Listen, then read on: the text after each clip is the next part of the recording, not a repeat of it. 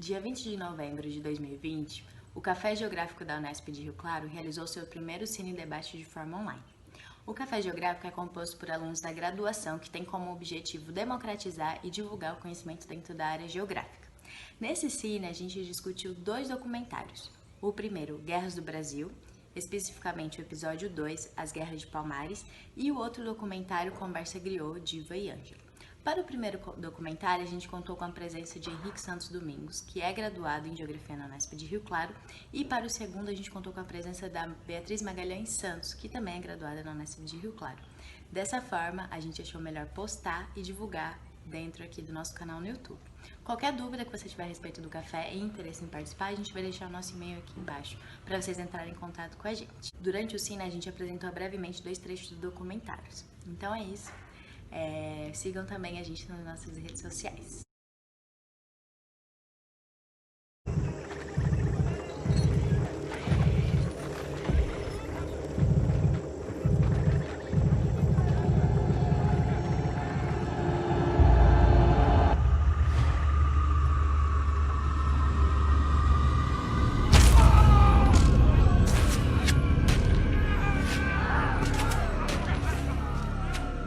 E você teve uma guerra dentro da guerra, né? Porque você teve a invasão holandesa, que dura 20 e poucos anos. E durante esse período é que Palmares vai ter uma grande ascensão.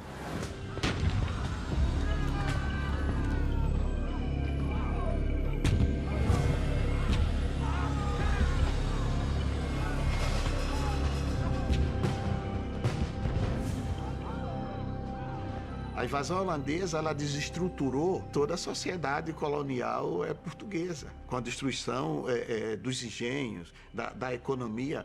Né? Então, isso favoreceu que muitos homens e mulheres escravizadas, elas fugissem dos engenhos, porque os engenhos foram queimados. Isso criou uma janela de oportunidade para muitos escravos fugirem dos engenhos, que vinham sendo abandonados pelos senhores devido aos ataques dos estrangeiros, né? E com isso, esses escravos procuravam os abrigos mais lógicos, que seriam as regiões de floresta, de mata cerrada, que tivesse algo para eles sobreviverem. Né? E a região de Palmares ela era propícia por isso. Isso fez com que a população palmarina ela desse um salto quantitativo enorme. Chegou no auge de aproximadamente de quase 20 mil pessoas. Palmares era um conjunto de vários mocambos.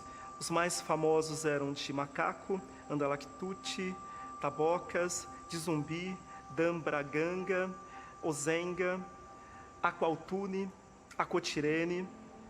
Macaco, que era um dos principais, tinha cerca de 6 mil pessoas. E é interessante a gente comparar com Recife, que por volta de 1650 tinha cerca de 8 mil pessoas. Há uma cultura política que esses escravos trazem das regiões ali de línguas banto. Então, ali da região do Congo-Angola, que é a origem da maioria dos escravos que vêm para a capitania de Pernambuco. A gente sabe que existia alguns líderes principais e existia também uma espécie de um conselho de pessoas mais velhas que auxiliavam, não é, no governo daquele local. Nessa cultura política, há um líder, que ele é um líder tanto religioso, que nós poderíamos dizer, ocidentalmente falando, quanto um líder militar e político.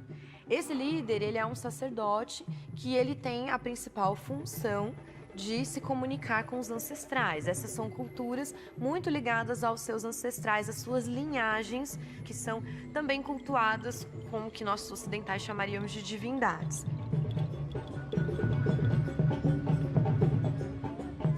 Zumbi suspeita-se que pode ser um cargo de liderança. Não um nome de pessoa, mas um cargo de liderança, o nome de uma função. O indivíduo é um zumbi, ele ocupa a posição de zumbi, de comandante ou de capitão em chefe, sei lá, alguma coisa desse gênero.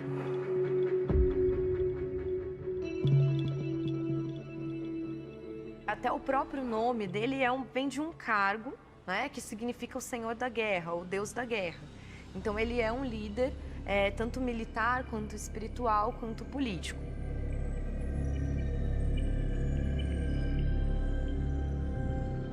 Os palmaristas, eles também faziam incursões de muitas vezes vingativas, né, de punição, vamos dizer assim, contra as fazendas próximas quando eles sofriam algum ataque, por exemplo. E essas incursões, não é, palmaristas, muitas vezes destruíam engenhos próximos e também capturavam outros negros, né, escravizados que estavam naquela região e levavam para Palmares. Em Palmares, poderia haver algum tipo de cativeiro. Há registros de soldados falando que existiam cativos lá, isso principalmente na época ali de Gangazumba, e só que essas pessoas, elas tinham algumas condições e elas poderiam se tornar livres depois de um tempo. Então era diferente do tipo de escravidão que existia dentro do sistema colonial. Você não vai encontrar documentos afirmando que em Palmares havia escravos. O que você vai encontrar é uma leitura dessa tradição que faz a seguinte lógica. Se nas regiões africanas havia escravidão e eles trazem essa cultura para cá, aqui também haverá. A escravidão que havia na região do Congo-Angola não é uma escravidão dentro dos moldes do capitalismo ou do mercantilismo, se for preferido chamar assim. Não é uma escravidão para produzir o lucro. É uma escravidão que vem de uma tradição para pagamento de dívida, prisioneiros de guerra. São esses os escravos que estão no Congo-Angola. Esses escravizados que estivessem lá em Palmares, acho que até é mais interessante a gente utilizar o termo cativo, ele poderia ser solto, por exemplo, quando ele participava de uma expedição contra os engenhos. Ele poderia se tornar livre. Quando aquele tomou uma dimensão muito grande, que virou um polo de atração, tornou meio inviável a escravidão ali em volta, aí tinha que destruir. E aí é muito interessante, porque vem um missionário lá italiano, que disse, olha aqui, isso aí, essa guerra de Palmares é uma roubada, vamos lá combinar com eles, vocês vivem aí e não aceitam mais escravo que fugido, e aceita aí um missionário, fazer uma igrejinha, como se fosse uma tribo de índio dessa, uma aldeia dessas aí do mato, e tudo bem, ficamos elas por aí. Aí o padre Antônio Vieira escreve um documento violento, disse, nada disso. Se deixar os caras ficarem lá, os outros negros vão perceber que dá para fugir e haverá Palmares pelo Brasil afora. E ele era pela destruição de Palmares. Todos os negros fugirão para Palmares com todo o seu cabedal, que não é outro que o seu próprio corpo.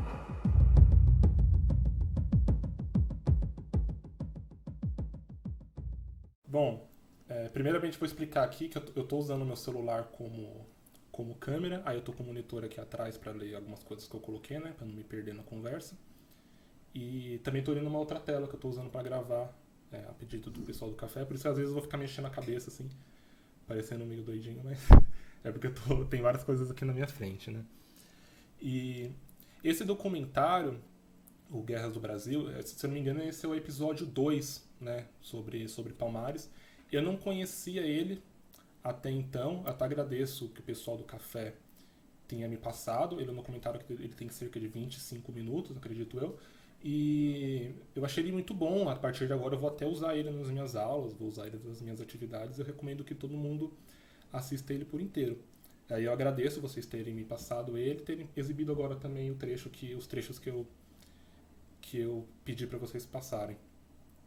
Como isso aqui se trata de um café geográfico, eu fiquei pensando em o que é que eu poderia trazer de reflexões, o que eu poderia apresentar aqui para vocês, que não fosse uma mera reprodução daquilo que foi dito já no vídeo, por mais que ele não tenha sido exibido por completo agora.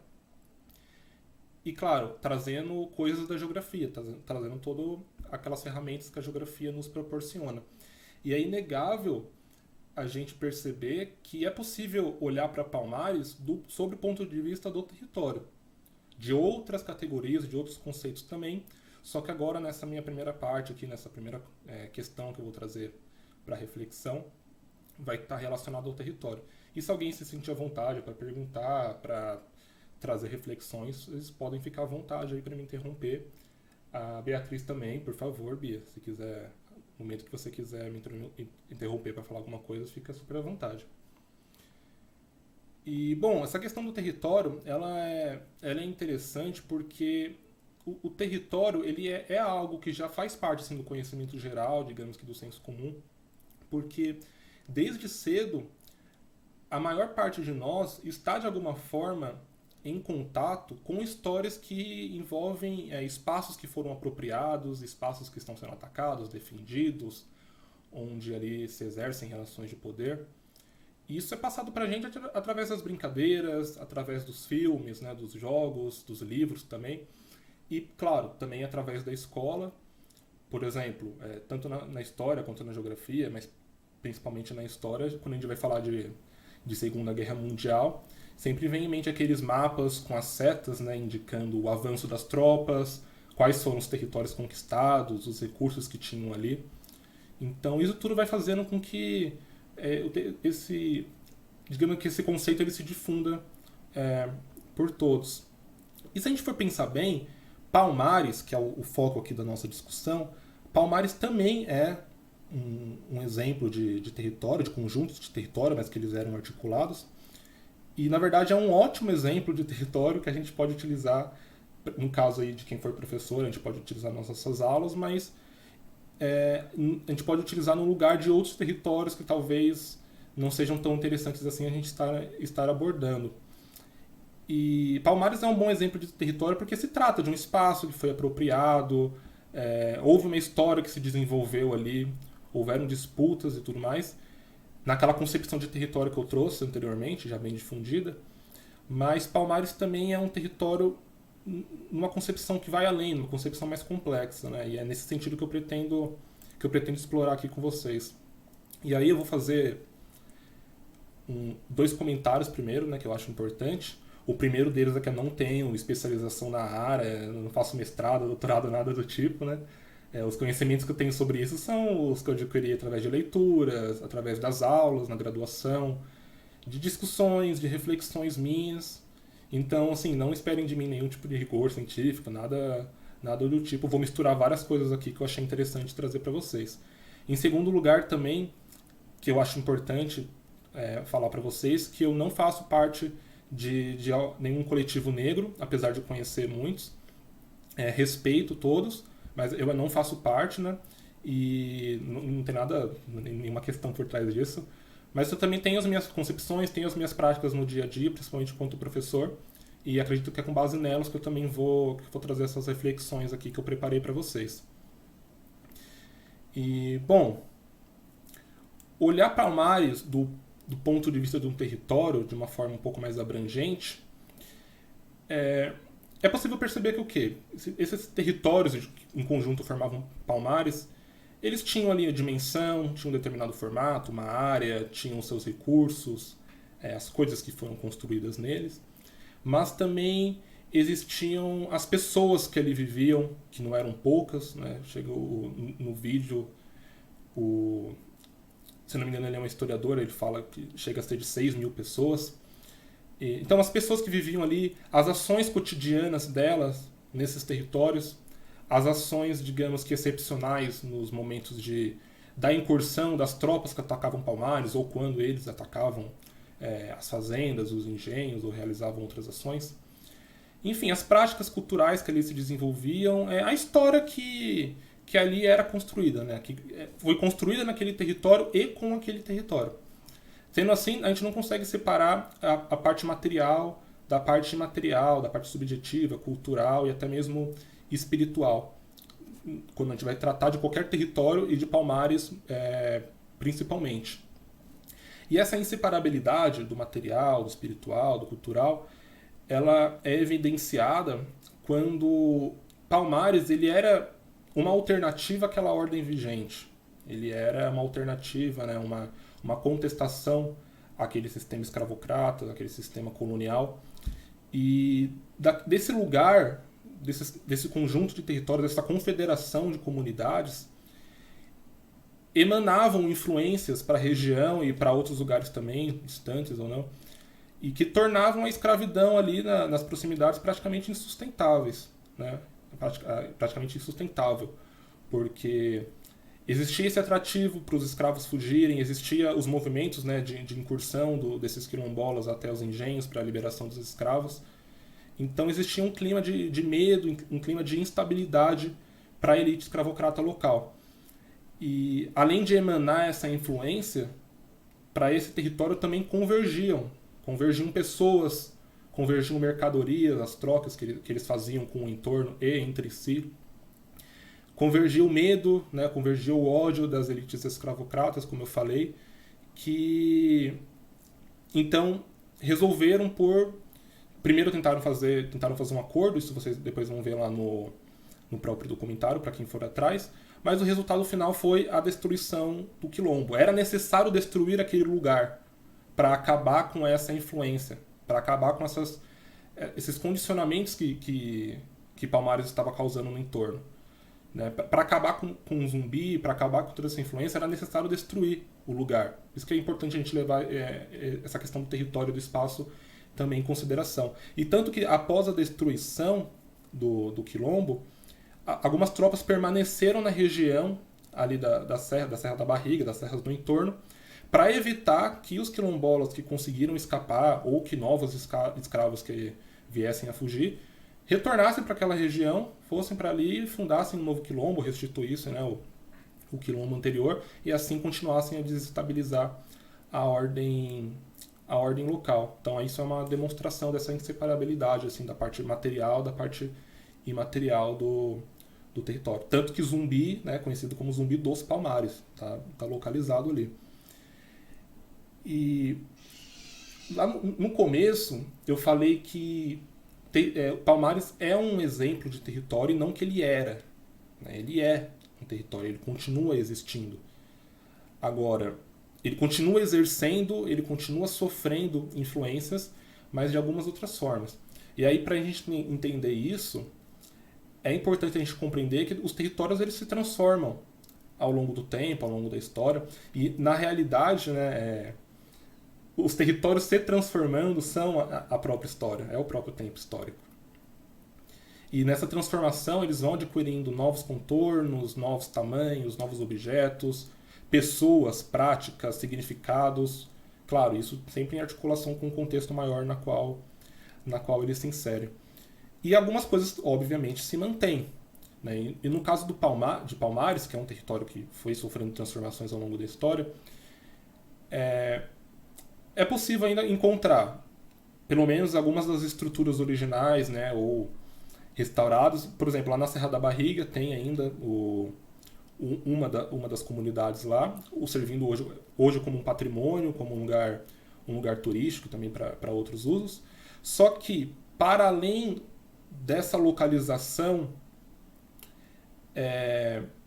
Palmares sempre ainda esteve relacionado à questão do racismo, à questão da ordem escravocrata, à questão da resistência negra, isso do passado até hoje, porque essas questões elas perpassaram todas as gerações. Então, por mais que isso foi sofrendo transformações, essas coisas se mantiveram. E assim, Palmares, para além dessa localização, digamos que geométrica, está na longitude X, na latitude Y, está na Serra da Barriga, num lugar determinado. Palmares está presente também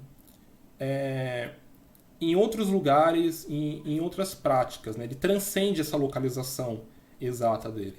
Palmares está nos quilombos que existem até hoje, nas comunidades remanescentes de quilombos, servindo como exemplo, servindo como inspiração.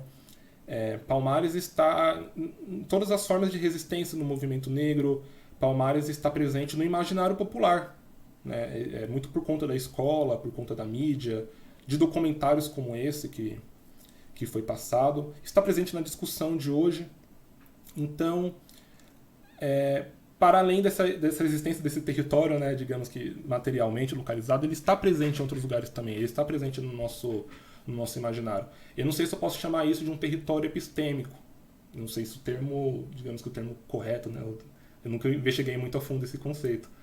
Mas é um território e assim como antes ele foi, né, atacado, foi destruído, foi disputado, esse território, né, esse Palmares presente hoje no nosso imaginário também é disputado, também é atacado.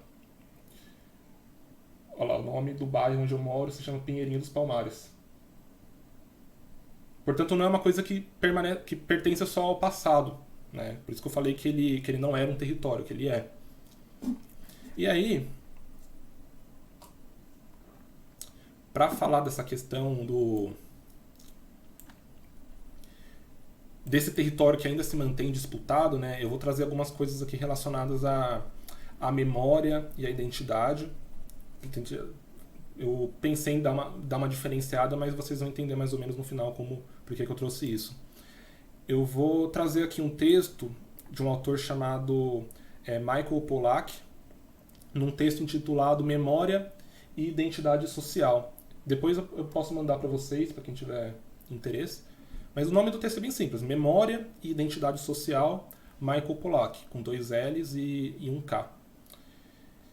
E o Pollack, na verdade eu nem sei se é assim que pronuncia, ele vai trazer a questão da memória, da nossa memória, como algo individual. Cada um de nós aqui, eu, vocês que estão assistindo e participando, nós possuímos as nossas memórias, e a memória também como algo coletivo, né? Os grupos étnicos, os grupos religiosos possuem também as suas memórias. Então, e o Pollack ele vai trazer para a gente nesse texto, além de outras coisas, que a memória ela é constituída de 3 coisas: de acontecimentos, então acontecimentos vividos que por cada um de nós ficam escritos na nossa memória, assim como os acontecimentos vividos por um grupo também se inscrevem nessa memória coletiva, e na nossa memória individual também. Ele vai falar que a gente vive acontecimentos por tabela, né? Porque muitas vezes acontece alguma coisa que não nos afeta diretamente, não nos afeta pessoalmente, mas ele afeta esses grandes grupos dos quais nós fazemos parte. Então, nós vivemos esses acontecimentos por tabela e inscrevemos ele nas nossas memórias. Então, os acontecimentos, as pessoas né, os personagens que fazem parte desses acontecimentos, envolvidos neles. E, em terceiro lugar, os lugares onde esses acontecimentos se desenrolam, onde essas pessoas exercem suas ações. Então, acontecimentos, pessoas e lugares são os constitutivos das memórias, seja quais elas forem. As nossas memórias de infância, as memórias que nós temos do passado do nosso país, tudo isso é formado por acontecimentos, lugares e pessoas. E aplicando esse olhar em Palmares, fica evidente a forma como Palmares faz parte de uma memória coletiva, da memória coletiva do país, da memória coletiva, sobretudo, do povo preto, e como faz parte de uma memória coletiva, consequentemente faz parte também das nossas memórias individuais. É como se cada um de nós aqui tivéssemos vivido esse fenômeno que foi Palmares e a sua destruição. Claro que de diferentes formas, né? Cada um de nós aqui também faz parte de grupos diferentes, mas é como se cada um de nós tivéssemos vivido isso de formas diferentes. E essa memória que nós temos de algo que a gente não viveu, mas que a gente sente as consequências até hoje, ela está articulada com a construção das nossas identidades. E aqui eu não vou me estender sobre a questão da identidade, né, mas trazendo uma simplificação do que seria a imagem, né, que nós temos de nós mesmos, a forma como cada um de nós se enxerga, a forma como cada um de nós se apresenta para as outras pessoas, não que elas vão nos ver da mesma forma que a gente quer que elas vejam. E a gente constrói as nossas identidades, cada um de nós constrói as nossas histórias, nos inserindo em histórias maiores. Por exemplo, cada um de vocês tem uma família, cada um de vocês pertence a uma religião, talvez, a um grupo étnico. Então, cada um de vocês, cada um de nós aqui, nos compreendemos como fazendo parte dessas histórias. E esses grupos, eles influenciam na forma como a gente pensa, na forma como a gente age, né? A história da nossa família influencia muito nas decisões que a gente vai tomar. E querendo ou não, Palmares faz parte dessa história sim, para alguns de forma mais consciente, né, para outros menos inconsciente, para outros de forma bem forte, outros não tanto. E é nesse sentido que Palmares não é alguma coisa que está somente no passado, algo ligado à ancestralidade, a um acontecimento que a gente precisa lembrar que está lá atrás, porque Palmares ele está aqui, ele está hoje, ele está condicionando o presente. Nós estamos falando de Palmares hoje, certo? É o bairro do Jandes, Samuel, Pinheirinho dos Palmares. Por que ele recebeu o nome? Porque ele transcendeu aquela época na qual esses acontecimentos aconteceram. E as pessoas elas vão tomando decisões com base nisso. Eu tenho certeza que aqui, se tiver professores aqui, já montaram alguma aula, já ministraram alguma aula tendo Palmares na cabeça, tendo Palmares em mente. Ou, por exemplo, um rapper, quando vai escrever alguma letra, se for alguma letra de denúncia em relação a racismo, tenho certeza que vai ter Palmares em mente. Essa é uma forma como essa questão da memória está condicionando o presente, está articulado como a forma como a gente nos vê. Assim como as pessoas que construíram e que viveram Palmares lá atrás, elas tinham a África, né, as memórias da África em mente. Porque Palmares era... Isso eu vou trazer de um outro livro, na verdade eu nem me lembro agora qual desses livros que é. Talvez seja o Dicionário da Escravidão e Liberdade, ou aqui, né, o Brasil, uma biografia, eu não lembro em qual deles eu li agora, que a maior parte dos escravos dos quilombolas ali que formaram Palmares, eles vieram da região da atual Angola, do atual Congo. Então, querendo ou não, essas comunidades quilombolas, elas reproduziam um pouco do que era essa vivência, esses territórios em África.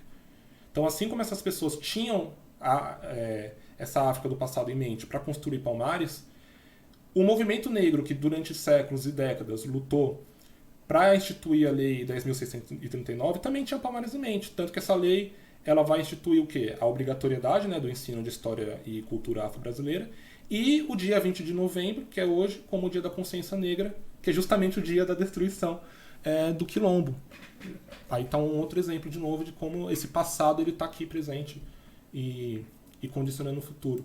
E aí a pergunta que eu faço é, será que essas pessoas que viviam em Palmares imaginavam que 300 anos depois, mais de 300 anos depois, o Quilombo ele ia continuar cumprindo a sua função de resistência, de questionamento, é claro que de outras formas? Sabe, se passaram 300 anos e continua da mesma forma, é claro, agora como um território mais pertencente ao nosso imaginário. E voltando agora para o que o Pollack traz, né, sobre a memória, sobre a identidade, ele vai trazer também que a memória ela é algo seletivo. Então, nem tudo... Quando a gente vai falar do nosso passado, da nossa história para outra pessoa, a gente não fala de qualquer coisa, né? A gente seleciona alguns pontos. Assim como um grupo também, ele seleciona aquilo que ele quer contar sobre sua história. Então a memória ela é seletiva, consequentemente ela é construída, às vezes conscientemente, às vezes inconsciente, e a memória ela é disputada, ela está envolta ali de relações de poder. E da forma como essa memória ela é tratada, a forma como funciona, né, como é construída a memória de um grupo, ela pode fortalecer esse grupo, ou ela pode desmobilizar, envergonhar, ela pode unir esse grupo, ela pode separar esse grupo. E ela vai sofrendo modificações. Essa história ela pode ser contada, tanto pela descoberta de novos acontecimentos, quanto do encontro de incoerências que houve na sua construção, né? Então vejam que interessante que quando Palmares ele foi destruído, em 1695, se não me engano, 1694, a elite escravocrata da época usou a destruição de Palmares como um símbolo de o que é que iria acontecer com outros movimentos que se rebelassem contra aquela ordem vigente. Mais próximo do final do documentário, se não me engano, eles vão falar que mataram Zumbi, né, o último líder de Palmares, deceparam ele e a cabeça foi exposta em Recife como esse símbolo, né, para tentar colocar medo, para tentar desmobilizar outras tentativas ali de questionamento. Esse era a forma como esse passado foi utilizado naquela época. Só que hoje em dia Palmares é interpretado de outra forma. Palmares hoje é símbolo de resistência. É símbolo de uma história que coloca o negro como personagem ativo, né? Como um agente ativo e não como um agente passivo, que simplesmente aceitava as coisas que aconteciam. Palmares hoje é utilizado para motivar as ações dos grupos, a concepção de mundo e tudo mais. E é por essas e outras que... Um minuto? Vai falando, a boca vai ficando seca, né? É por essas e outras que é importante manter Palmares lá. Agora eu estou falando do Palmares localizado na Serra da Barriga hoje enquanto um patrimônio. Mantendo viva essa história e passando ela de geração em geração, passando ela para frente, possivelmente com reinterpretações, assim como ela já sofreu e irá continuar sofrendo. E é contestada, por exemplo, eu lembro lá de quando estava tendo a disputa eleitoral para a presidência do Bolsonaro falando no Roda Viva que Zumbi tinha escravos e coisas do tipo. É uma maneira de tentar reinterpretar o que foi Palmares e assim desmobilizar a ação do movimento negro atualmente. Então é um território em disputa ainda. E claro, falar também não só de manter Palmares lá como esse patrimônio, mas de sempre, se possível, por exemplo, na mídia ou nas escolas, de estar trazendo esse conteúdo não como um comentário simples do que aconteceu. Houve Palmares de tal ano a tal ano, foi destruído, tem um zumbi, e algo assim, meio que caricato, meio que se torna banalizado. Mas tentar explorar Palmares de uma forma mais ampla, de uma forma mais complexa. Como eu falei lá no início, Palmares é um ótimo exemplo de território. Então é importante a gente resgatar essa dimensão territorial. Porque em toda essa história de construção, de um movimento, de resistência, de permanência dele até hoje, houve processos de territorialização, de disputa, de defesa daquele espaço. E é possível vincular isso a outras formas de territorialização do presente. Por exemplo, os terreiros, as quadras de escolas de samba, as comunidades remanescentes de quilombolas. É importante a gente explorar essa dimensão territorial delas hoje, sobretudo nós aqui que somos geógrafos, né, professores de geografia, barra geógrafos. E explorar também as estratégias territoriais que foram feitas para tentar e destruir Palmares. Porque, por exemplo, em uma das incursões dos bandeirantes, eles acabaram cortando a ligação entre as diferentes comunidades que formavam ali a Grande Palmares para dificultar o abastecimento de mercadorias, para dificultar a circulação de pessoas. Então houve a utilização ali de um conhecimento espacial para destruir essa comunidade. E hoje em dia, quais são as estratégias territoriais feitas contra a comunidade negra, contra os territórios negros? Sejam esses que eu falei ou outros. Então é uma história importante da gente estar trazendo, explorando ela de diferentes maneiras, né? Tendo em vista essa perspectiva de que faz parte da nossa memória, de que faz parte da nossa trajetória e da nossa identidade. E aí, para acabar aqui o que eu estou falando, acho que eu já estou falando há muito tempo, eu vou trazer só uma citação bem curta aqui do Milton Santos, né, no livro A Natureza do Espaço, que é um trecho pequeno que me marcou muito quando eu li, que ele vai dizer, então, que o mundo ele se dá como latência, como um conjunto de possibilidades que ficam por aí, vagando, até que chamadas a se realizar. Então são várias possibilidades que estão aí. Possibilidades construídas hoje, possibilidades construídas no passado, e algumas delas vão se concretizar e outras não. Algumas dessas possibilidades elas foram construídas lá atrás, quando as tropas invadiram e destruíram Palmares. Né? E a concretização dessa possibilidade era minar, era esfacelar o poder do povo preto. Só que outras possibilidades também foram construídas na experiência de Palmares, são as possibilidades de resistência, as possibilidades de luta, de contestação ao racismo, àquela ordem escravocrata. Possibilidades essas que foram mudando ao longo da história, que foram se renovando, assim como o oposto, né, ao que elas estavam lutando. E cabe a nós, eu acredito, né, de diferentes maneiras, cada um aqui da melhor forma que encontrar. Eu, por exemplo, enquanto professor, as outras pessoas aqui enquanto pesquisadores, por aí vai, concretizar essas possibilidades que foram construídas lá atrás, porque aquelas possibilidades estão aí. E é isso. Minha câmera até caiu aqui no final. Obrigado, gente. Nossa, Henrique, muito obrigado pela sua fala. Eu acho que contribuiu muito, conseguiu relacionar muito com o que a gente viu, né, no documentário. Já até mandaram aqui para quem não conseguiu assistir. Inclusive, gente, eu indico a série toda. O próximo episódio é sobre a Guerra do Paraguai também, que vai falar muito da questão do genocídio contra os negros, contra os indígenas, enfim, é um material muito interessante.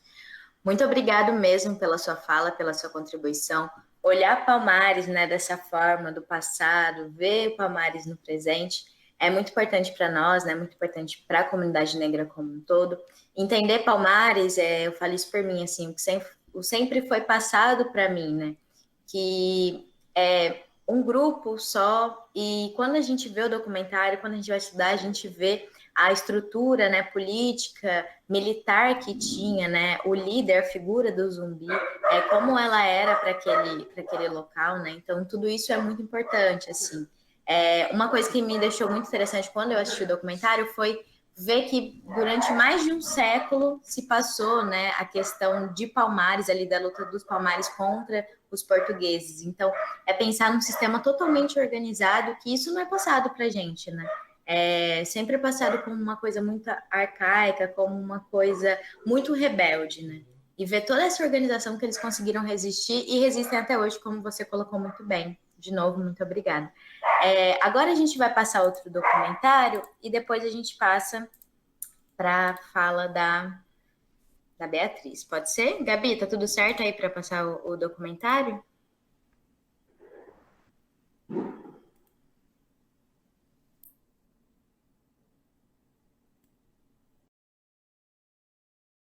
Olha, oh, mulher forte, poderosa e sagrada, dona de tanta beleza, rainha obstinada, minha mãe, meu orixá, é dona da minha vida, é tão linda, minha olhar, me proteges, mãe querida,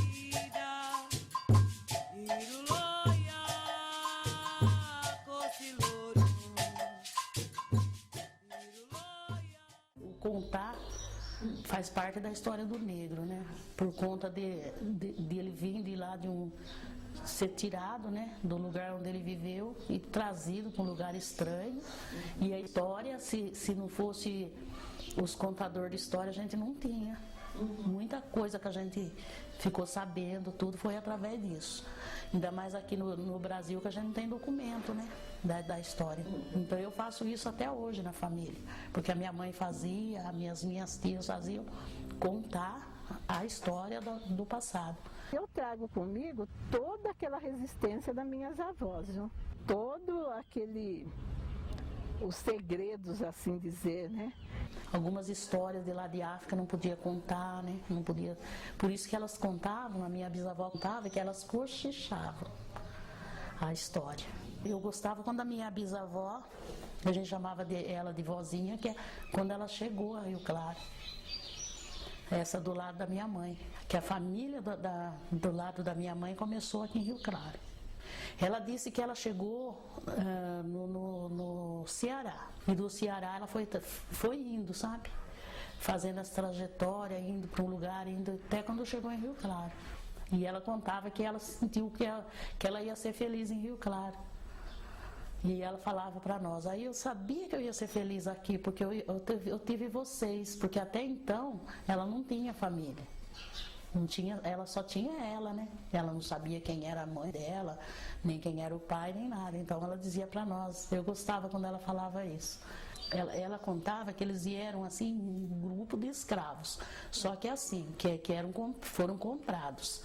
Só que, por exemplo, passava em um lugar, pegava, então eles eram solitários, ela dizia, porque aquele grupo de escravos não conseguia se comunicar com o outro, porque eles eram vinham de lugares, às vezes, diferentes, até pegar intimidade, né? E às vezes quando pegava afinidade com uma pessoa, que aí já era vendido de novo, sabe?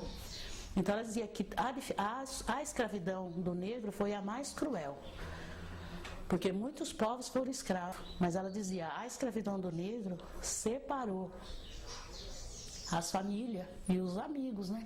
Você não podia, você fazia uma amizade, mas de repente você ficava sem. A família do lado da minha mãe e do meu pai foram escravos na fazenda Mata Negra. A família do pai da minha mãe, ele também não conheceu os pais dele.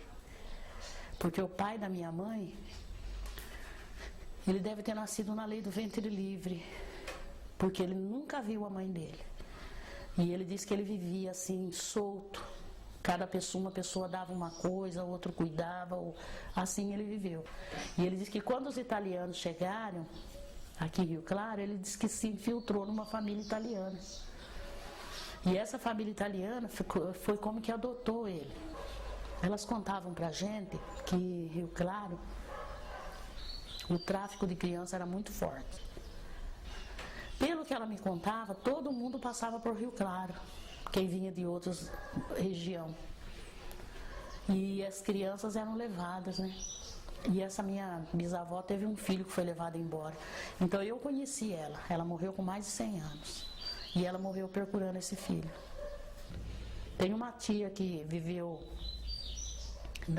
morreu na fazenda do Conde. Ela morreu escrava porque ela, quando deu a abolição, ela não quis sair.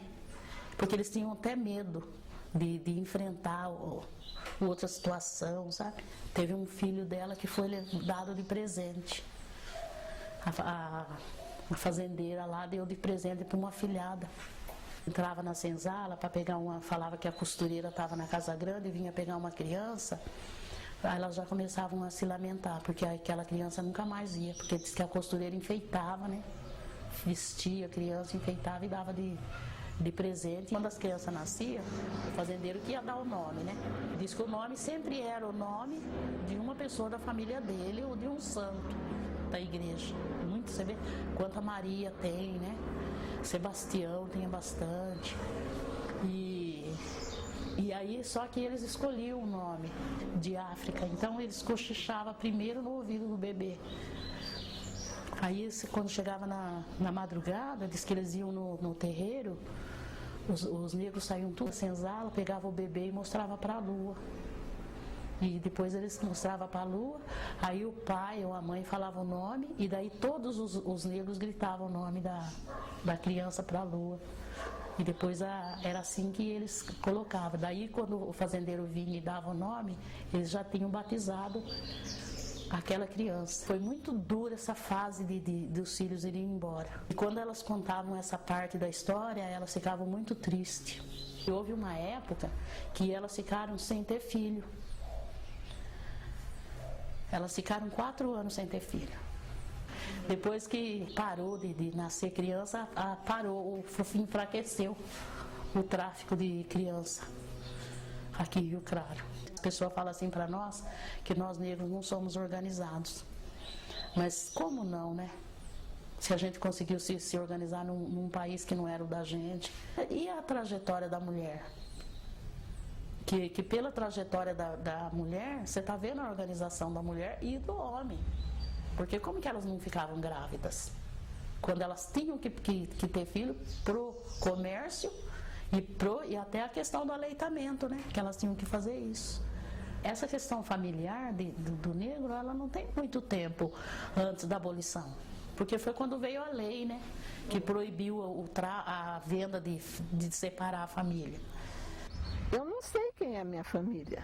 Simplesmente que eu conheço até minha avó. Eu tenho o meu irmão, né? E eu e meu irmão só. É lógico que hoje eu tenho minha família, porque eu formei a minha família. Meu marido e meus 4 filhos. Mas às vezes eu fico olhando assim, principalmente quando tem festa de italiano, que eles reúnem, sabe? A 3ª, 4ª geração, eu acho tão bonito, né?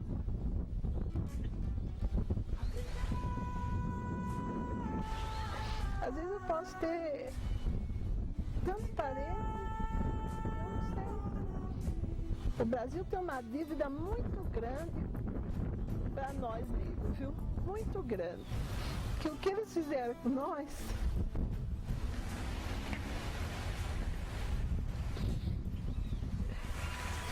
tirou o direito mais sagrado, que é o direito de você conhecer a tua família.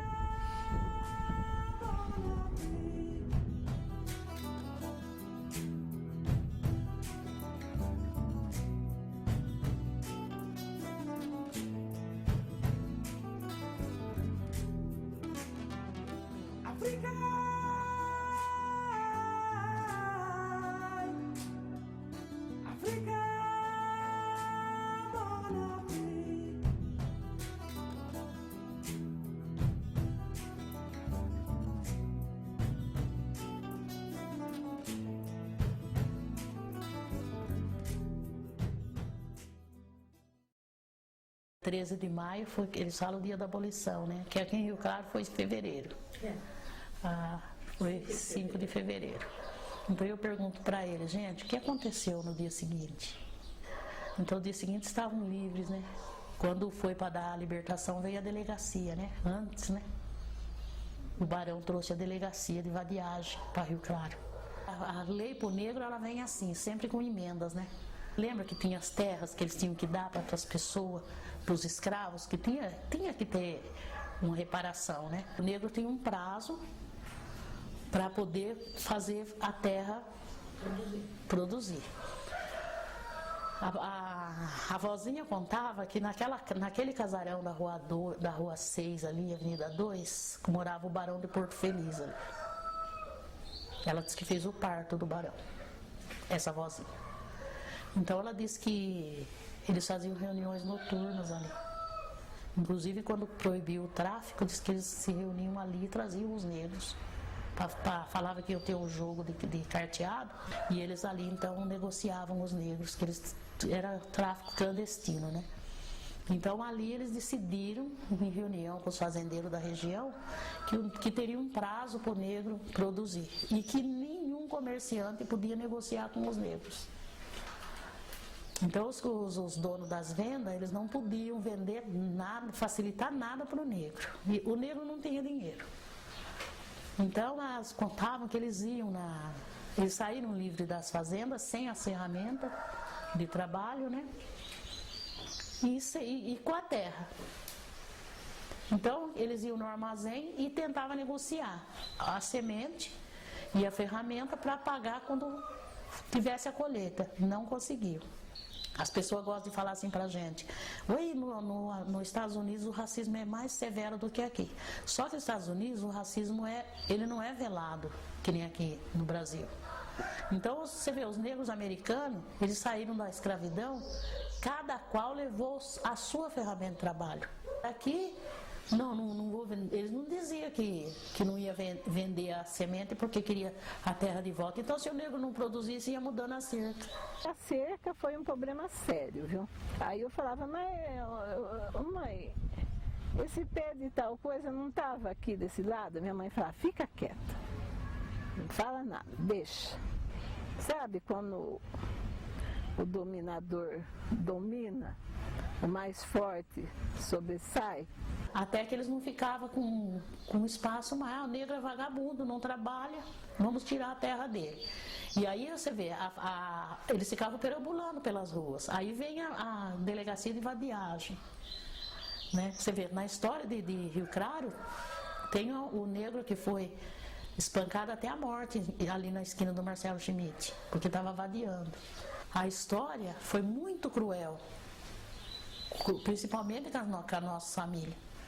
Porque o que ia fazer depois da libertação? Trabalhar como? A minha bisavó contava que daí eles passaram a ser meieiro. Eles plantavam, trabalhavam, toda a família trabalhava naquela plantação. Quando chegava na colheita, o fazendeiro dava o equivalente para eles comerem durante um ano. Então a libertação, ela veio entre aspas, né? Porque como viver livre? Livre de quê? E quanta gente morreu, né? Quanta gente que morreu. E daí vem a trajetória de nós, mulheres negras. Ninguém dava trabalho para os negros. Você vê que quando chega na hora de dar o trabalho, vem os imigrantes, né? Então, o que a Bisa contava? Os imigrantes vieram, mas trouxeram também trabalho para elas. Então, daí a mulher começou a sustentar a família, porque elas iam buscar, lavava e engomava a roupa, elas faziam quitutes, né? Eram cozinheiras, então, prestação de serviço. A mulher negra saiu à luta para prestação de serviço e sustentava a família. E por isso que veio o matriarcado africano, porque quem manda na casa é a mulher, sabe? Quem manda no dinheiro é a mulher. Tem que conhecer o passado para que dê valor no futuro e também no presente, né? Compreender um Deus sem cor, respeito o negro e sua fé. Olorum babaxebami, inisoju, simuaie.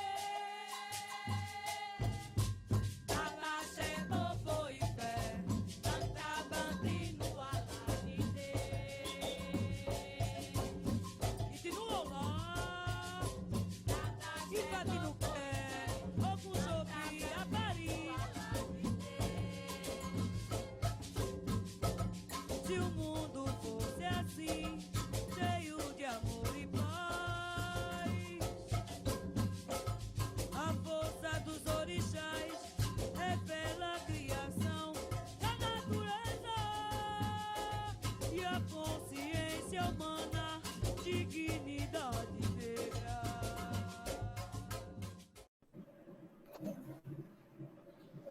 Bom, antes de passar a falar para a Velma, eu só queria...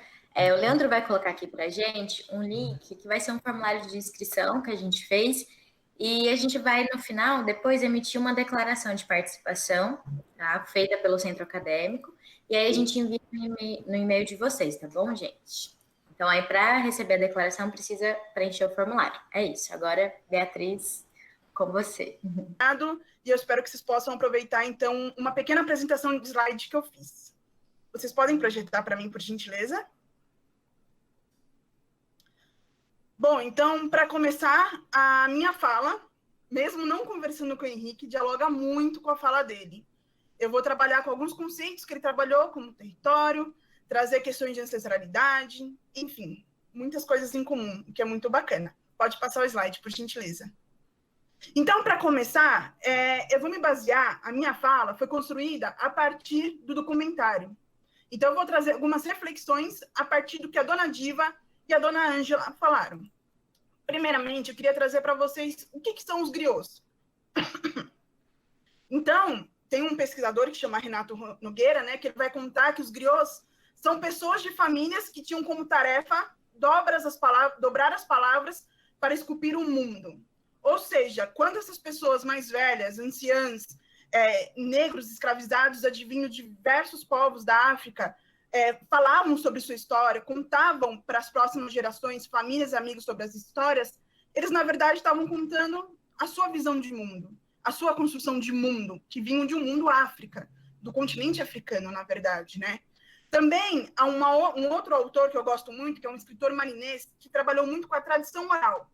Então, ele vai trazer para a gente assim, ó, que os griots são como um sopro de vida, que aquecem o sangue de uma comunidade. Amadou Hampate Ba faz a seguinte metáfora. Tal como o sangue, eles circulam pelo corpo da sociedade que podem curar ou deixar doente, conforme atenuam ou avivem os conflitos através das palavras, das palavras e das canções. Aqui mostra mais uma coisa, que quando você fala dos griots, desses anciões negros responsáveis por contar a história, eles também são importantes em canções, em músicas, trazer ditados populares. Então, a dimensão do griot não é só história, mas música, mas na arte, na vivência, na forma geral.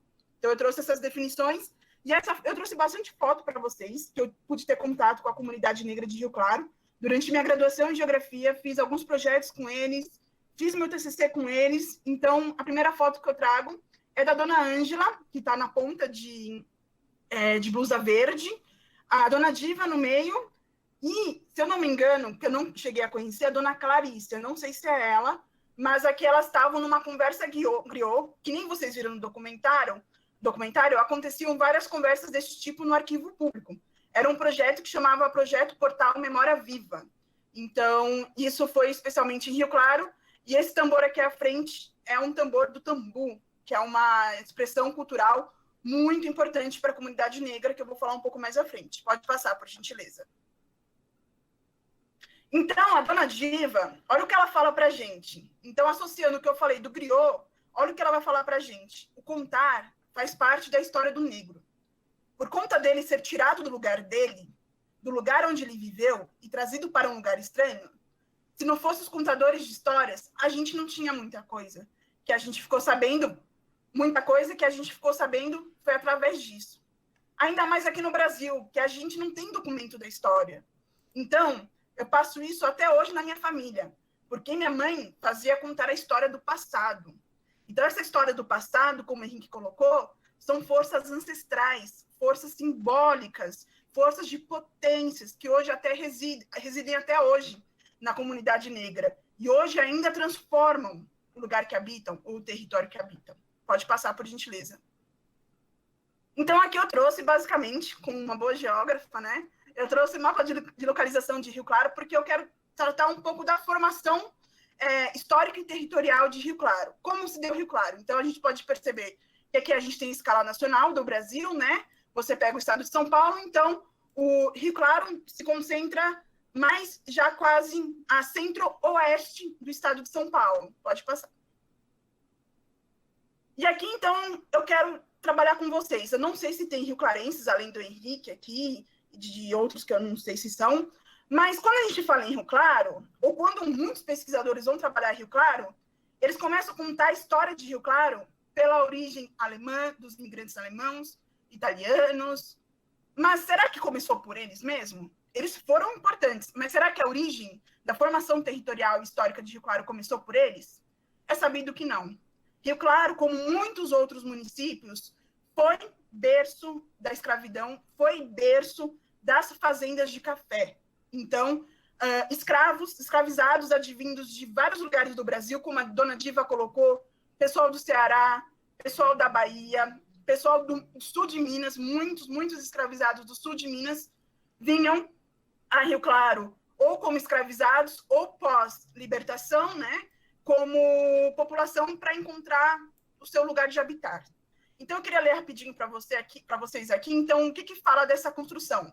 Grande parte do território da cidade de Rio Claro possui referências simbólicas relacionadas à comunidade negra, decorrente em especial das antigas fazendas de café, que se utilizaram amplamente da mão de obra escravizada na região. No entanto, há poucas literaturas que abordam o ponto de vista e a realidade dessa população. Quando pesquisamos os sites oficiais do município, isso é muito importante, gente. Por exemplo, nos deparamos com informações sobre sua formação a partir da chegada dos imigrantes, ficando oculta grande parte do período da formação da região. E aqui eu trago para pensar a questão, por exemplo, que a gente tem trabalhado, que a gente conhece cada vez mais, que é a história oficial, né? E a história não contada. Isso, infelizmente, acontece em Rio Claro também, quando a gente traz para pesquisa, para conhecimento sobre a cidade. E aqui, nesse slide, eu trago, então, a Fazenda Mata Negra, que foi um reduto, então, do café na região de Rio Claro, né, que faz parte, na verdade, do distrito de Japi, do grande Barão Grão-Mogol.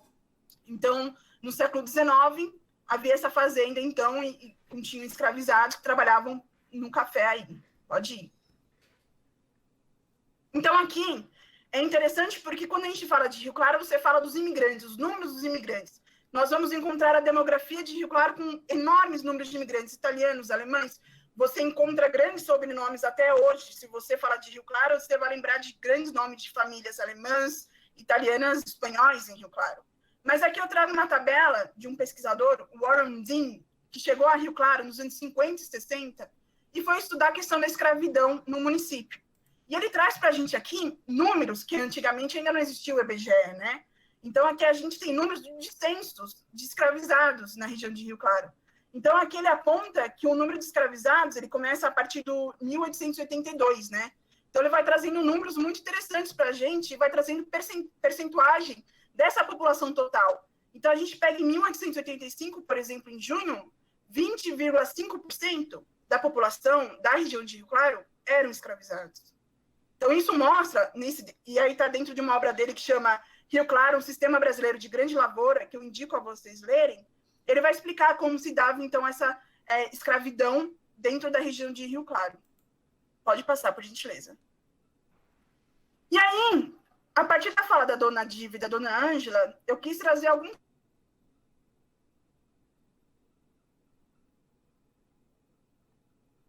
Gente, perdão, minha internet às vezes vai cair, porque é o problema de conexão no lugar que eu estou, tá? Então, eu já peço perdão de antemão.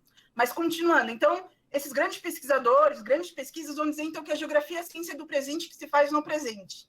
Mas, para mim, eu, enquanto pesquisadora, acredito que é necessário compreendermos e estudarmos o passado, para nós também entendermos a formação socioespacial, e para além, para entendermos também que no território é possível encontrar as marcas, as referências culturais e sociais materializadas da escravidão. E Rio Claro não foge disso.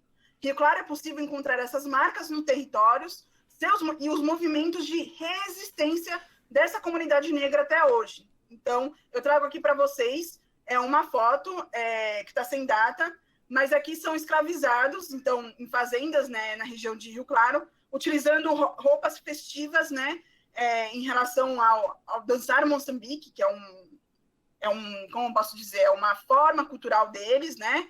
Então, entre tambores, pandeiros, então, uma forma que os escravizados cultuavam suas culturas, enfim. Pode passar, por gentileza. Então, nesse roteiro de Rio Claro, eu vou trazer algumas informações que foram coletadas pelo Arquivo Público Histórico de Rio Claro. Foi um projeto que foi construído junto com a comunidade negra e junto com a Unesp de Rio Claro, como coordenadora a professora Bernadette de Castro, que era uma antropóloga e que hoje é aposentada no departamento antigo DEPLAN, que não existe mais.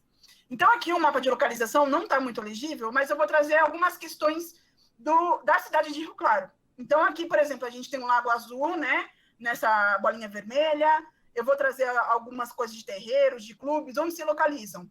E só de antemão, para a gente ter noção geográfica e espacial do que eu estou falando, aqui a bolinha verde é a estação ferroviária. Então, a gente pode dizer que é o centro da cidade. Então, a gente vai tentar entender durante essa apresentação minha como se deu a distribuição espacial desses escravizados e depois da comunidade negra que se estabeleceu em Rio Claro. Pode passar, por gentileza. Obrigada. Então, para começar, eu queria trazer para vocês uma informação muito bacana. O Henrique não estava falando do quilombo, da importância do quilombo? Pois então, Rio Claro teve um quilombo, que era o quilombo da Cabana do Mato ou quilombo das Mulheres.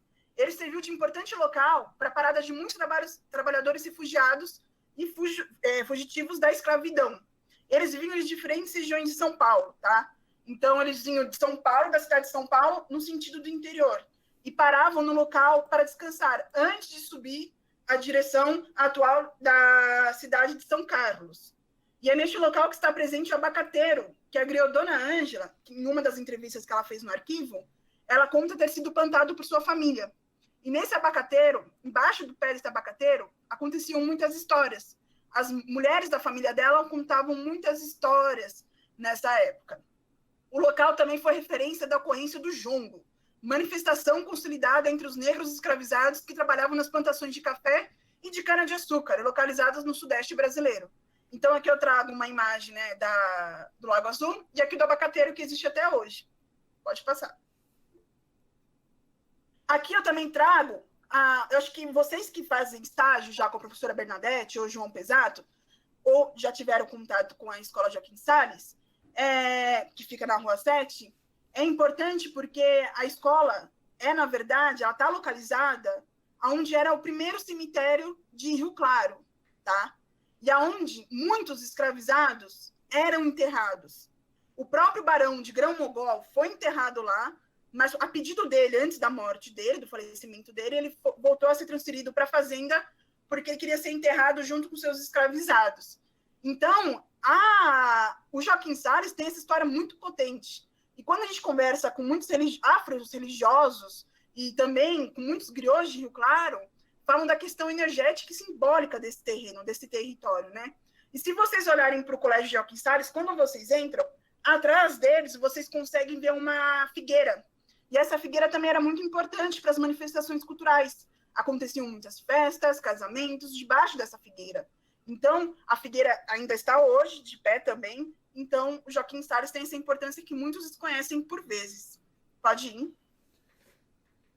O jardim público. O jardim público, então, é a praça no centro da cidade. O chão da praça contém desenhos de correntes em pedra portuguesa, como eu coloquei aqui na foto, em todo o seu entorno. Conforme relatos orais, conta-se que tal marca era feita indicando o lugar onde se comercializavam os escravos. Então, olha isso aqui, gente. Depois, posteriormente, quando o término com a abolição, o jardim público se tornou fechado. E negros não podiam frequentar o jardim público. Era um espaço só para brancos. Então, tem toda essa referência simbólica dentro do jardim público. Outra coisa, no jardim público, vocês vão ver estátuas. Estátuas de fazendeiros, de pessoas que foram muito importantes nessa época. Mas também vocês vão ver um tamoio, um indígena tamoio. Então, tem todas essas questões em volta do jardim público que são muito importantes para se observar e estudar também. Próximo, por favor. E aí eu trago, o que acontece? Eu falei para vocês, o jardim público não poderia ser frequentado por negros pós-abolição. Então, eles tinham uma praça, que hoje se chamava Praça da Liberdade, que é o local em que a comunidade negra tinha livre acesso, uma vez que o jardim público era reservado para famílias mais abastadas, com acesso limitado pela comunidade negra, como já havia falado. Foi nessa praça que os escravos foram libertados, por ocasião da abolição da escravatura no município.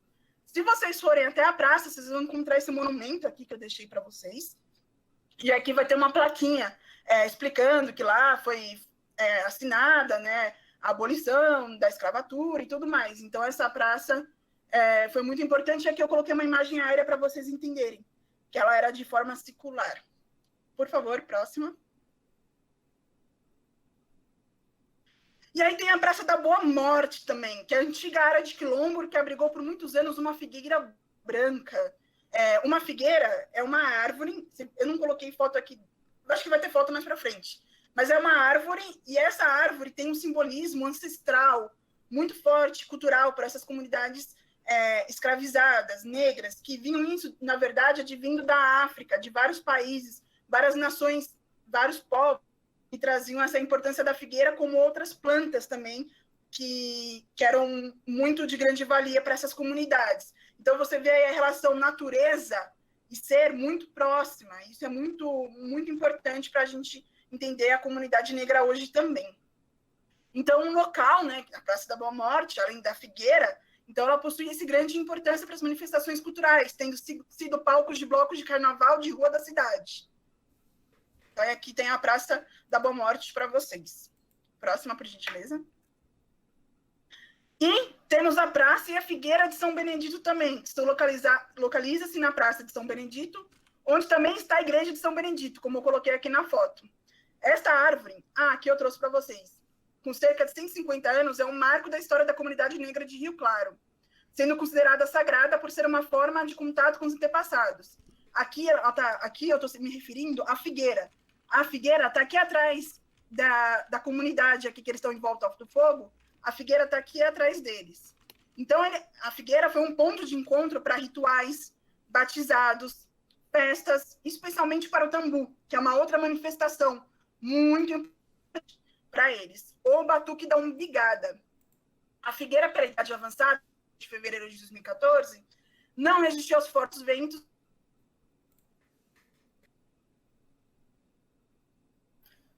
Gente, mais uma vez, desculpa a internet, como havia falado para vocês. Eu vou tentar desligar a câmera, como a Lara me recomendou, para ver se melhora, tá? Mas voltando aqui.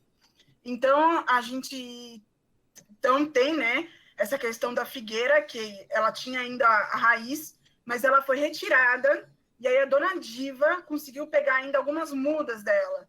Mas agora está começando a tocar uma música na frente da minha rua e eu não tenho como parar, então eu peço desculpas também por isso. Eu espero que vocês possam estar me escutando. Mas, enfim. Então, essa figueira ela foi retirada contra a vontade da comunidade, ela não foi consultada. Então, deu várias questões, porque envolve a questão simbólica e cultural também de uma comunidade. Então, foi bem complicada essa situação. Aqui eu trouxe para vocês, então, a foto da Igreja de São Benedito. Aqui uma conversa griot quando ainda havia a Figueira, que teve, promovida pelo arquivo. Aqui são alguns griots da comunidade negra de Rio Claro. E aqui eu trouxe um recorte de um jornal que fala Sambas no Pátio de São Benedito. Então, aqui também traz um pouco, então, como é que era retratado na forma de documento, né, de jornal naquela época. Pode passar, por gentileza. E aqui eu quero, então, falar para vocês, dentro desse roteiro afro, trazendo... Até agora, eu estava conversando com vocês sobre o centro. Então, eu ia comentar, não sei se vou montar aqui, mas se você entrar, Velma, se você conseguir nos ouvir, pode me interromper, depois eu falo.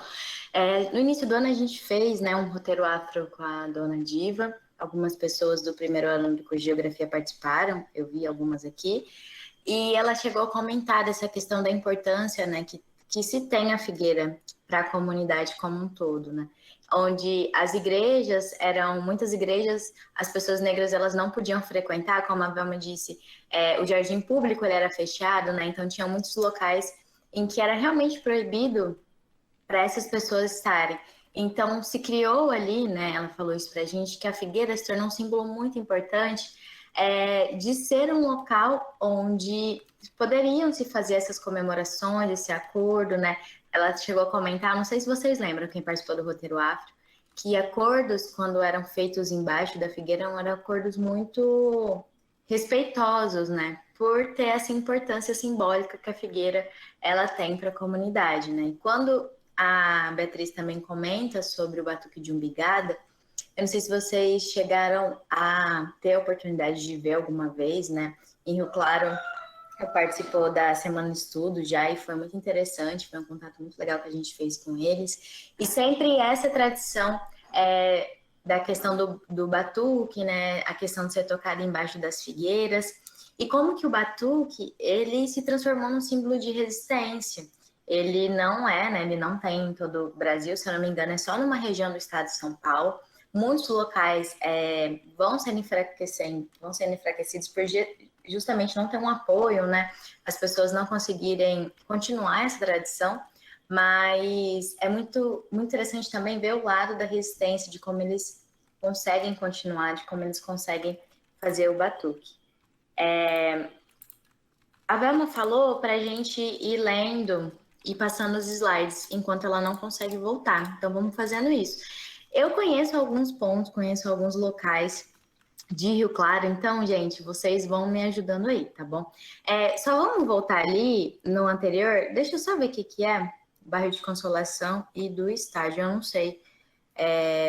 Eu lembro que justamente nesse projeto em que a Beatriz comentou, né, que tem um arquivo público que foi justamente coordenado pela professora Bernadette, que no final resultou num livro, eles vão falar... Isso, Consolação de Avenida da Saudade. Eles vão falar que esses dois bairros, né, no pós-abolição, eles são predominantemente de pessoas negras. Eu não sei se seria isso, né, que a Beatriz ia tocar nesse ponto, mas que esses dois bairros, eles se configuram ali por ser predominantemente de pessoas negras no pós-abolição. Pode passar, Gabi, por favor. É o Buraco Quente e a Vila dos Apertados, né? Localizada entre o limite dos bairros da Consolação e Estádio, a área foi ocupada pelos negros após a abolição, sendo o local de maior concentração de famílias negras no município e um dos locais característicos da ocorrência do Tambu, Rio Claro e o Centro-Oeste Paulista. Aí, aquilo que eu tinha comentado para vocês, né? Uma das causas de ter das maiores concentrações de famílias negras no município é devido à localização. A proximidade com o cemitério e com o antigo leprosário, locais onde ninguém queria morar e por essa razão foi destinada à população negra.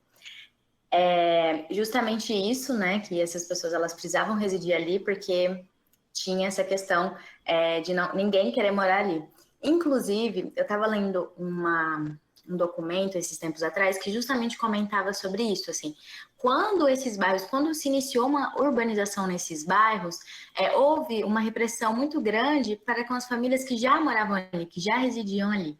Inclusive, várias práticas, né, das pessoas negras, elas sempre foram... Vamos, voltou. Eu acho que está desligado o microfone. Perdão, pessoal, de novo, mas agora eu estou usando o 3G do celular, acho que agora vai. Qual slide você parou, Lara, por gentileza? Ó, eu comentei nesse daqui, que é o Buraco Quente, a Vila dos Apertados. Inclusive, a questão do bairro do Estádio e da Consolação, eles são bem de concentração da população negra, né? Eu até cheguei a comentar isso, assim, que tinha uma concentração de população negra muito grande nesses bairros no pós-abolição, que foram para onde as pessoas negras elas se dirigiram. Acho que eu comentei basicamente isso, assim. Aí, se você quiser continuar, eu terminei. Oi? Eu não ouvi. Estão me ouvindo? Tô, agora eu tô. Então, e aí, Lara, sua pergunta vai de encontro, então, que é a questão. Por que, então, tinha essa concentração da comunidade negra de...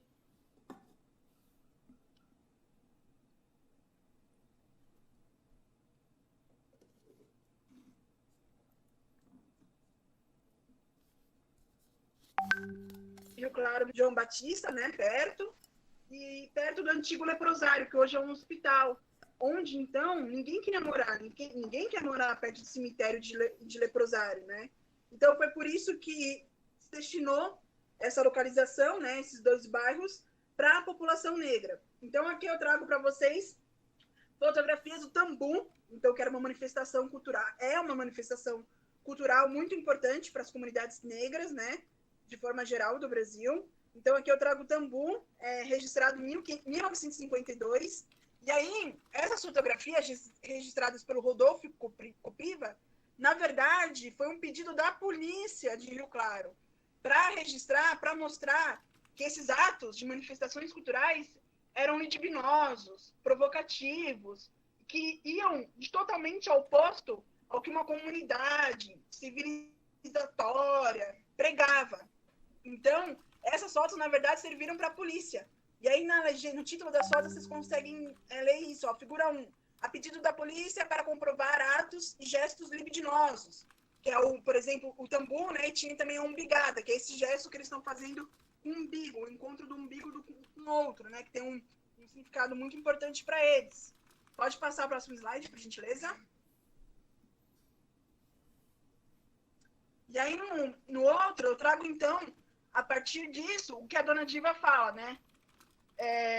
O que acontece? Pós-escravidão, pós-abolição, os negros tiveram sua liberdade. Mas que tipo de liberdade a gente está falando, né? Eles tinham que produzir dentro de terras, né? Foram dados pedaços de terras para esses escravizados produzirem. Então, a dona Diva fala nesse sentido. Se os negros não produzissem, eles iam mudando a cerca. Ou seja, o tamanho do terreno de produção ia ficando cada vez menor. Até que eles ficavam com pouco espaço, pois o negro é vagabundo, não trabalhava, vamos tirar terra dele, falavam, né, que a dona Diva está falando aqui. E aí eles ficavam perambulando pelas ruas, e aí vem a delegacia de vadiagem. Então, a palavra vadiagem, você ser vadio, dentro do português, tem essa conotação. Então, essa delegacia de vadiagem tinha, então, como princípio, cumprir ordens de prisão para esses ex-escravizados negros, né, que estavam na rua, à procura de empregos, de comida. Então, essa história, como a dona Diva coloca, foi muito cruel, principalmente com a nossa família. Como eles iam fazer depois da libertação? Trabalhar como? Que tipo de... E a dona Diva depois enfatiza, né, ao longo do documentário. Que tipo de libertação foi essa que foi nos dada, né? Então, aqui, para complementar a fala da dona Diva, eu trago alguns recortes de jornais. Então, por exemplo, em 1930, o Diário de Rio Claro, eles publicam: empregada, precisa-se de uma moça para serviços caseiros, de copeira e arrumadeira.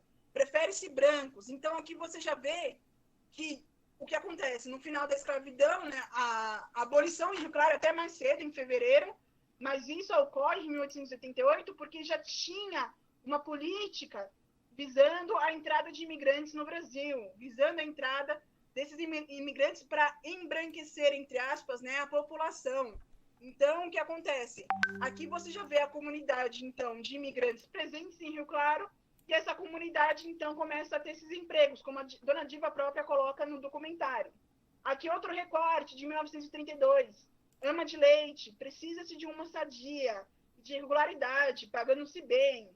Aí aqui, outro recorte de jornal e por aí vai. Então você encontra recortes de jornais no arquivo público mostrando como funcionava o racismo que tem no Brasil até hoje, e que, como a dona Diva falou, se sente por muitas vezes como velado, mas eu acredito cada vez mais que não é tão velado assim, né, como a gente tem visto. Então, próximo slide, por gentileza. Então, aqui eu trago uma fala de outro pesquisador que ele coloca, né, que lá, antes de acabar a escravidão, né, no Código de Posturas de 1867, ficavam proibidas no âmbito urbano as cantorias, as danças, conhecidas vulgarmente como batuques, sem pedido da licença da autoridade policial, sob pena de multa, né, a cada um dos participantes, sendo dispensado o ajuntamento. Na reincidência, sofrerá ao dono da casa 4 dias de prisão e os demais 24 horas. Então, o que acontece? Nesses bairros, como eu coloquei o bairro do Estádio e no bairro da Consolação, era muito comum, então, no buraco quente. Por que é conhecido como buraco quente? Justamente pela manifestação cultural do tambu. Porque quando se tocava o tambu, ficava-se quente, ou seja, havia uma manifestação calorosa entre pessoas, entre corpos. Então, por isso que era conhecido como buraco quente. E também Vila dos Apertados, porque as casas eram muito apertadinhas, muito pequenas, uma atrás da outra. Então, aqui eu trago o tambu para vocês verem que acontecia em praças, acontecia em casas, acontecia em clubes, posteriormente, da comunidade negra e por aí vai. Pode passar para o próximo slide, para a gente ver. E aí eu trago para vocês, então, eu acabei de falar do clubes. Então, o clube, porque pensamos aqui, na escravidão, os negros eram proibidos de entrar em clubes da sociedade italiana, alemã, enfim. Então, eles começaram a construir seus próprios clubes. Então, tem o Clube Tamoio, que é o Clube Social Negro, construído em regime de mutirão, assim como o Clube José do Patrocínio, né, apelidado carinhosamente como Patrô. A sede era usada como espaço para a realização de cultos, em especial de matriz africana, que eram perseguidos e outras manifestações culturais e festas. Ele foi inaugurado na década de 60, de 1960, né, em 2014. Após a reorganização da instituição, foi devolvido pela Prefeitura Municipal para a comunidade. E tem sido palco de eventos e manifestações afro-brasileiras que vou mostrar depois no finalzinho da minha apresentação. Então, aqui eu coloquei para vocês fotos dessa construção importante. Essa construção foi feita pela comunidade negra para a comunidade negra. Os griots de Rio Claro contam que os tijolos eram pegos, né, por esses negros. Quem podia ajudar, deixava um dinheiro, todo fim de semana juntavam os homens negros para a construção desses clubes. Então, aqui tem a foto para vocês, como é que foi a construção, e aqui a foto recente do clube. Pode passar, por gentileza. E aí a gente tem a Sociedade de José Patrocínio, né, o Patrô, construído e fundado na década de 60. O Patrô também foi construído num regime de mutirão, assim como o Tamoio, palcos de bares e manifestações da comunidade negra rio-clarense. E hoje abriga a escola de samba, né, a Gracifes Voz do Morro, fundada por Durval Augusto em 56. Importante, aqui eu friso para vocês que a Gracifes hoje, o samba é tão simbólico, tão importante e tão tradicional dentro de Rio Claro, que muitas comunidades negras do estado de São Paulo vão até Rio Claro para conhecer a Gracifes, para fazer trocas musicais com a Gracife, com os seus participantes. Então, é uma comunidade muito importante, é um clube muito importante. E aqui eu coloquei para vocês o recorte, né, da Sociedade Beneficente e Recreativa José do Patrocínio, quando eles estavam comemorando, então, a questão da abolição da escravidão. Então, você vê diversas manifestações dentro desses clubes. Pode passar, por gentileza. E aí, finalizando a minha apresentação, eu quero trazer para vocês. Bom, eu fiz um apanhado histórico, mas vocês podem me perguntar, mas cadê hoje? Como se tem dado a atuação dos movimentos negros em Rio Claro? Então, aqui eu trago para vocês o CONERC. O que é o CONERC? É o Conselho Municipal da Comunidade Negra de Rio Claro. Ou seja, como a dona Diva colocou no documentário, há uma organização da comunidade negra. E essa organização é muito importante até hoje, e se constrói até hoje, e se consolida até hoje na cidade de Rio Claro. Aqui eu trouxe também outros banners. Então, a segunda Conferência Municipal de Políticas para as Mulheres, que eu vou falar um pouco mais adiante, que é uma questão ligada à política pública, que é ligada à Prefeitura de Rio Claro, em 2015, mas que reflete também na comunidade negra. Aqui outro banner também de uma manifestação no Dia Nacional de Combate à Intolerância Religiosa. Então, padres, mães de santos, kardecistas saíram à rua pedindo respeito a todas as religiões. E aqui, por fim, eu trago 2 outras imagens do Tamoio, dentro do Tamoio, em diferentes eventos. O primeiro, uma roda de capoeira, dentro do Dia da Consciência Negra. Isso acho que foi em 2016, salva se minha memória não estiver enganada. E aqui eu trago esse evento, que foi um evento construído e organizado por um terreiro, que eu vou falar também um pouco mais na frente, que é Fortalecendo Axé e Seus Saberes, que foi um evento muito importante, que eu vou falar mais adiante. Então, pode passar, por gentileza. O primeiro evento que eu trago para vocês, então, é aquele evento que eu falei da conferência, que, na verdade, nós da Unesp, em questão, eu, professora Bernadette, pudemos participar através de um projeto de extensão, que se intitulava Direitos Humanos, Relação de Gênero e Redes Sociais, Políticas Públicas para as Mulheres no Município de Rio Claro. Ou seja, era um evento que não englobava somente mulheres negras, mas as mulheres negras também estavam dentro desse projeto, né? Então, o projeto foi elaborado desenvolvido juntamente com a Assessoria Municipal de Referência e Atendimento à Mulher, que na época era coordenado pela Isabel Rezende, Abel, a Assessoria de Integração Racial, que na época era a Kise de Paula Aguiar, e os CRAS, né, que são Centros de Referência de Assistência Social, e o CRAM, os Centros de Referência de Atendimento às Mulheres do município de Rio Claro. Pode passar, por gentileza. Então, o objetivo dessa construção do projeto de extensão junto com a Conferência da Mulher foi o quê? Foi capacitar as mulheres nos territórios de ação dos CRAMs, né, quanto aos direitos e ações previstos num Plano Nacional de Políticas Públicas para as Mulheres. Então, a gente tem um plano nacional que depois vai chegar no âmbito estadual e depois chega numa escala municipal. Então, o nosso intuito era a escala municipal para construir as pré-conferências que davam, né, a preparação para a segunda Conferência Municipal de Políticas para as Mulheres. Então, os objetivos específicos: promover a organização de grupos de mulheres para debates e interações locais, promover debates nas pré-conferências. Então, no total, se andou por 18 territórios, e se pôde ter, né, sobre as diversas formas de mulheres participarem ativamente das políticas públicas destinadas a elas, e a partir delas, com base na política nacional, de 2013 a 2015. E teve como construção de eixos o que foi debatido, então, entre as mulheres desses bairros, desses territórios. Foi debatido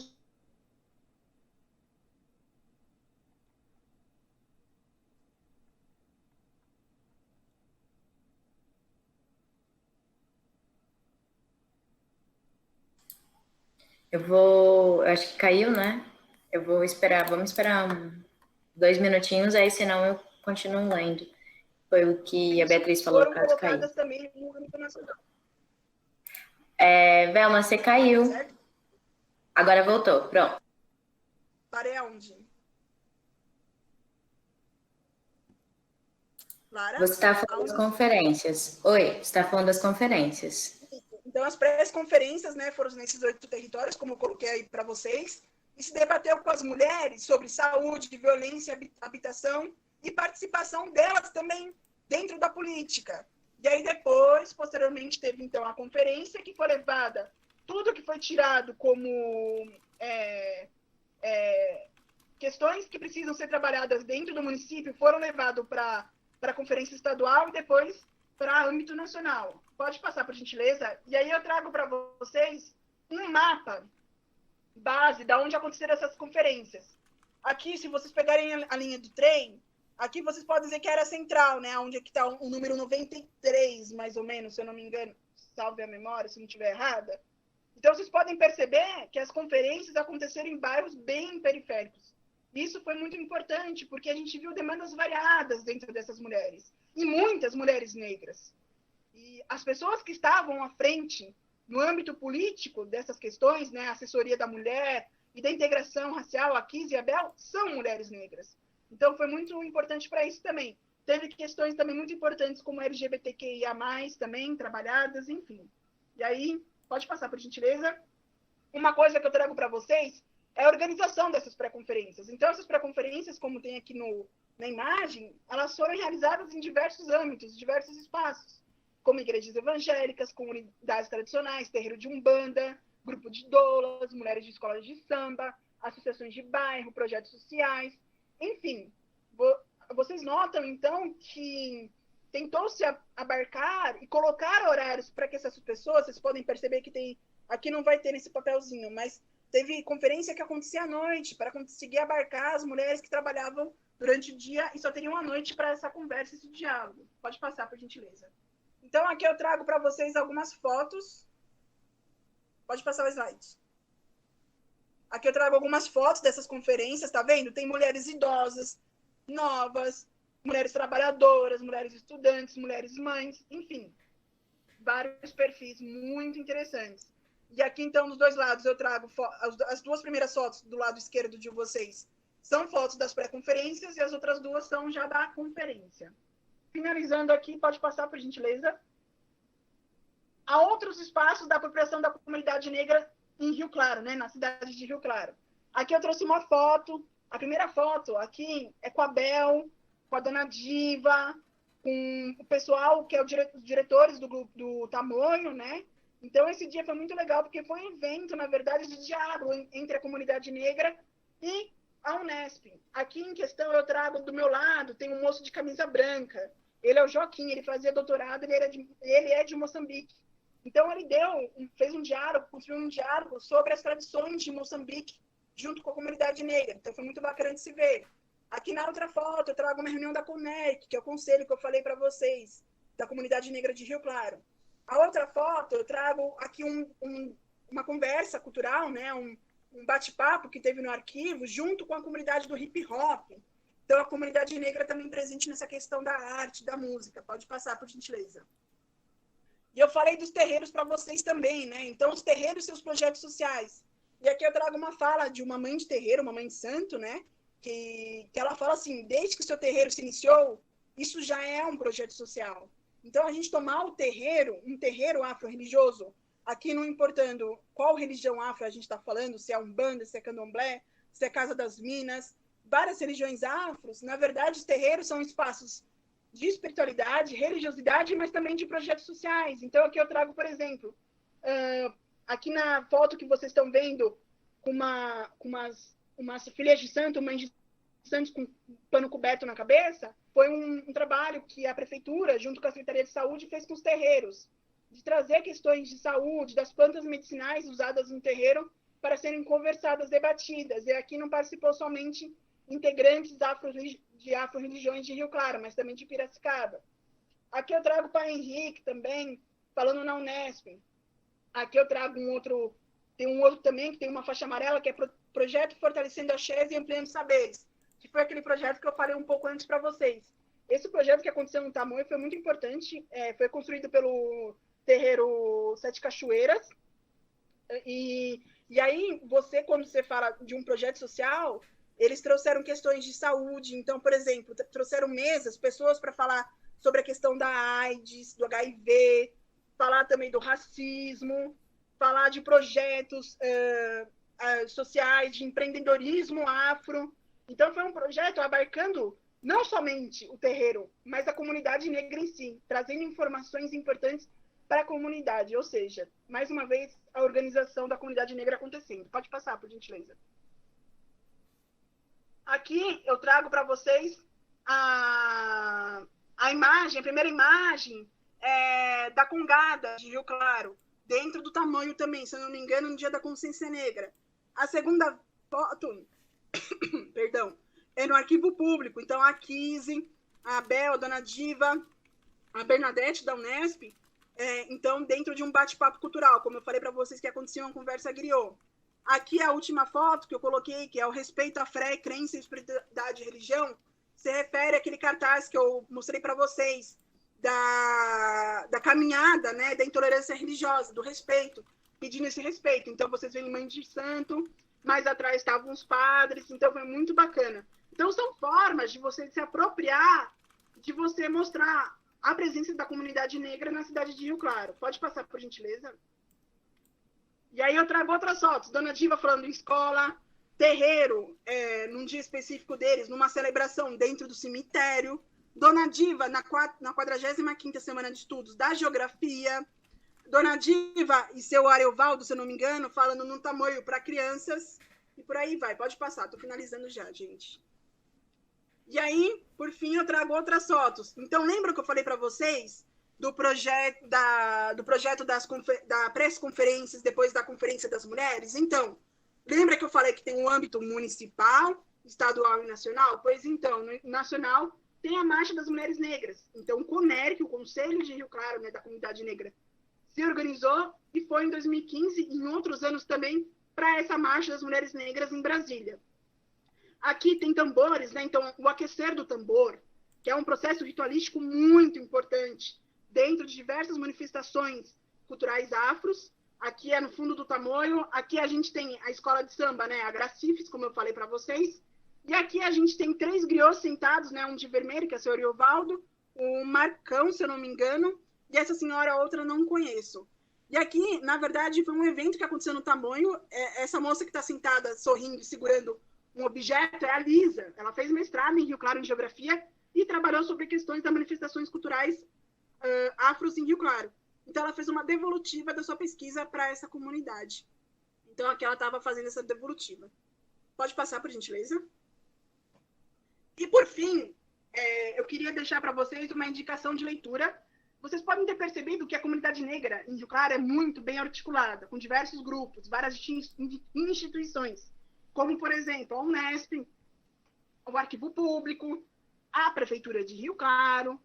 Muitas vezes a dona Diva fala que para a gente fazer política, a gente tem que bater na porta, assim, do prefeito, perguntar por que está acontecendo isso, perguntar como é que estão as políticas contra o racismo, enfim. E aí, nessas conversas entre essas instituições, gerou esse livro, que é a implantação da Lei 10.639, né? Que traz a questão de abordar dentro da escola do ensino básico a história da cultura africana, a história dos escravizados. Então, esse livro é resultado disso.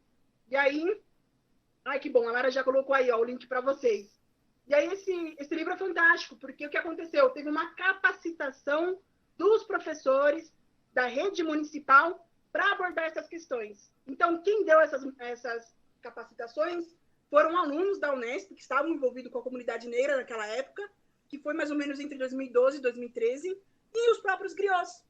Então, o Arquivo Público, com os griots, pegavam os ônibus com os professores, foram até a Fazenda Mata Negra, foram aos terreiros, os pais de santos e mães de santo, conversaram com esses professores. Então, teve várias atividades, né, vários segmentos dentro dessa capacitação. Foi uma capacitação continuada.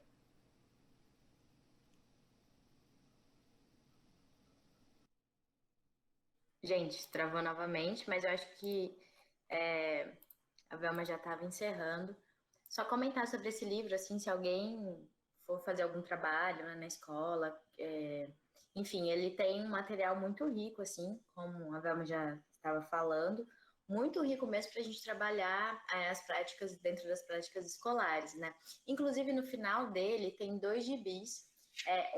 A personagem principal é a Dona Diva, que ela vai contar, né, a importância da figueira, ela vai contar a importância do batuque de ubigada, então é muito interessante. E o outro também é sobre a Chacrinha dos Pretos, que é um bairro que eu acho que a Beatriz chegou a comentar. Mas ele é muito interessante. Voltou? Beleza.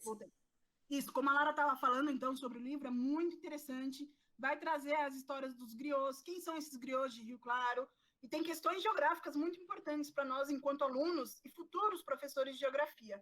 E aí, por fim, eu quero deixar um recado para vocês. A gente escuta muito, dentro da Unesp, pode passar para o último slide, por gentileza, que muitos colegas meus falavam, eu não gosto da cidade de Rio Claro, eu odeio essa cidade. E aí eu perguntava, mas por que você odeia a cidade? E aí, muitas vezes, as pessoas respondiam que odiavam o bairro Bela Vista, ou a Vila Alemã, porque não tinha delivery, não tinha não sei o quê. Ou seja, aqui a gente precisa tomar cuidado. Quando a gente vai fazer... Eu, Beatriz, acredito muito. Quando a gente faz universidade fora da nossa cidade, a gente também precisa saber dialogar com essa cidade. A cidade não se encerra somente na universidade ou onde um bairro você mora. Você pode procurar lugares, espaços e comunidades para interagir, dialogar, conversar, aprender, e foi isso que aconteceu comigo. Então, a comunidade negra, eu tive esse grato diálogo com eles, pude aprender muito, e também não é só a comunidade negra. O aluno que faz o Unesp Rio Claro, você tem outros espaços culturais, outros espaços de esportes que você pode frequentar. Então, a cidade tem muito a oferecer para a gente. E a gente também, enquanto estudante, também temos que muito que oferecer para essa cidade como um retorno da nossa formação pública. Então, eu acredito muito nisso. E aí, por fim, eu queria deixar para vocês que a geografia é movimento. Então, eu pegava minha bicicleta, por exemplo, nas pré-conferências que eu fazia, eu ia de bicicleta, atravessando o Rio Claro, por vezes, para ir nos bairros periféricos, nessas pré-conferências, e aí eu podia aprender também com esse movimento, porque você aprende, quando você está andando de bike, pô, aqui, olha esse bairro, por que é assim? Nossa, esse relevo, por que é assim? Então, isso é muito importante. Então, a gente pegar a nossa bicicleta, que é o nosso transporte em Rio Claro, né? E também andar e aprender com essas comunidades é muito importante. Então, meu recado final é que geografia é movimento, que a gente não se esqueça disso. Por gentileza, pode passar o último slide. E na forma de agradecimento, não podia deixar de agradecer 3 pessoas fundamentais para a minha construção, tanto pessoal e profissional de vida dentro da geografia, que é a dona Diva, uma das griots que vocês viram no documentário, a Kizzy, que é sobrinha da dona Diva, e a Bel. A Bel também é uma querida que ensinou muito para mim dentro da questão política, de políticas públicas. Então, se estou hoje apresentando sobre isso, se estou hoje trabalhando com outras questões relacionadas a isso em Brasília, sou grata a elas e essa construção que elas possibilitaram eu aprender. Então, é isso. Meu muito obrigado e, mais uma vez, perdão pelas caídas de internet, mas, infelizmente, aconteceu. Eu não tive como controlar isso. Nossa, depois muito eu passo os slides para vocês, com as referências bibliográficas também. ótimo. Passa assim que as referências a gente pode postar depois pela página do Café. Velma e Henrique, muito obrigada. Eu acho que a nossa ideia do Café, né, só para também contextualizar, a gente sempre tenta entender a importância dentro dessa questão negra em todos os nossos debates, todos os nossos ciclos. Então, a gente começou, né, com um debate bem decolonial e depois indo para Rio Claro. E, assim, eu acho que vocês dois contemplaram muito tudo que a gente está tentando trazer, tudo que a gente está tentando discutir, né? Fazer a geografia a partir dessas questões, não tentar inserir essas questões uma vez ou outra, né? Esse é o nosso debate que a gente está tentando trazer do Café. E muito obrigado mesmo. Incrível essa questão de Rio Claro, né? Às vezes a gente fica igual a Velma falou, às vezes a gente fica 4, 5 anos e a gente não tem muito contato, mas entender a importância disso, entender como a gente pode ajudar, né? E isso foi muito bom, muito obrigado mesmo. Estou super feliz com vocês estarem aqui. Também queria agradecer muito a presença da Bárbara, que veio representando o coletivo Dandara, né? Que está tentando ganhar um espaço dentro da Unesp com essa questão da questão negra voltado para mulheres e todo mundo que está aqui. Eu acho que as duas falas, elas se complementaram muito, como a Beatriz falou no início da fala dela, né? Eu tenho um trecho do livro do Milton Santos, Espaço Cidadão, que ele vai falar muito dessa questão do território, né? Que o território ele não se faz como um mero conjunto de objetos, né? Onde a gente circula, onde a gente trabalha, onde a gente mora, mas ele se transforma em um dado simbólico. Então, ver toda essa construção histórica que a gente teve, né? Do quilombo lá atrás, que permanece até hoje com essas novas configurações, com essa forma de resistência, e ver o município de Rio Claro, como ele se criou, né? Como ele se formulou ali até hoje, é muito importante para a gente entender, né, nossa geografia, enfim, entender todo esse contexto. Eu queria saber se alguém gostaria de fazer algum comentário, se alguém gostaria de fazer alguma fala. Aí eu vou deixar o microfone aberto e passo para vocês.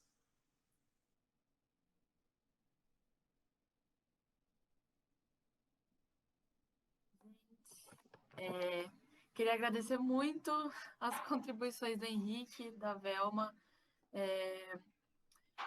Eu sabia, acho que talvez o único ponto de Rio Claro que eu sabia, assim, que retomava esse passado, né, era o jardim público, né, e as correntes que ainda estão lá, além da pintura que existe, né, lá dentro. E assim, quando começou a conversar sobre Rio Claro, né, a gente teve muito essa questão de trazer o movimento, de trazer os imigrantes, né, de imigrantes brancos, para o debate, assim, porque quando você vai, realmente, como a Velma falou, quando você vai procurar, isso é o que está na superfície, né, tipo, isso é o que é mais corriqueiro de se ler, né, E aí, inclusive, nesse nosso debate, eu fiquei com esse questionamento, né? Por que será que a gente não tem essa literatura tão disponível quanto essa literatura que fala desses imigrantes brancos, né? E aí eu fui pesquisar, e aí tem um jornal que chama Diário do Rio Claro, e tem uma matéria que fala justamente sobre a resistência negra na luta pela liberdade, fala sobre essa questão da abolição da escravatura em Rio Claro. E tem um trecho assim que no dia eu li para o pessoal, porque eu achei muito. Como eu posso explicar? Eu achei muito importante, eu achei que trouxe uma informação além, né? E aí tem a parte que eu vou falar, está escrito fora da festa. Aí embaixo está escrito: o brasilianista Warren Dean avalia que a ausência de negros na festa de libertação no Jardim Público, no dia 5 de fevereiro, pode ser entendida como recusa dos libertos a participarem de uma encenação de liberdade concedida. A libertação tinha sido conquistada com luta e não haveria por que fingir o contrário. A tradição conta que os libertos fizeram sua própria festa dias depois, com muito samba ou semba, como se dizia na época. Então, tipo, achei muito representativo, né? Essa questão de, nesse dia, né, no 5 de fevereiro, os brancos começarem a festejar, né, justamente por essa abolição, que na verdade foi eles super resistiram, né, a isso acontecer, e os negros, tipo, terem feito a sua própria festa depois, né? E é isso, eu acho que eu queria muito trazer, eu vou inclusive mandar aqui no chat o link dessa matéria, porque tem outras coisas muito importantes que falam aqui justamente sobre a questão da libertação da escravatura em Rio Claro. Acho que é isso, gente. Reflexão.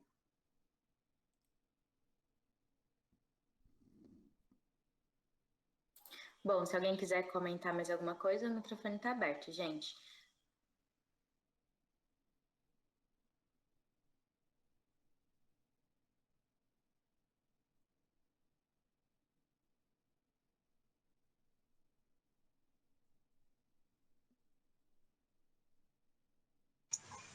Eu quero só fazer um comentário que eu gostei muito dessa finalização da Beatriz, que ela falou da importância da participação nossa fora dos campos da Unesp. Eu queria ressaltar que em Rio Claro, agora nessa última eleição, foram eleitos um representante negro e apenas uma representante mulher. Então, além de participar da comunidade, é importante também, como a gente mora em Rio Claro e vive das políticas de lá, a gente levar o nosso título de eleitor para lá e ajudar a eleger pessoas que representem o modelo de sociedade que a gente quer para a cidade que a gente mora. Só isso. Obrigado.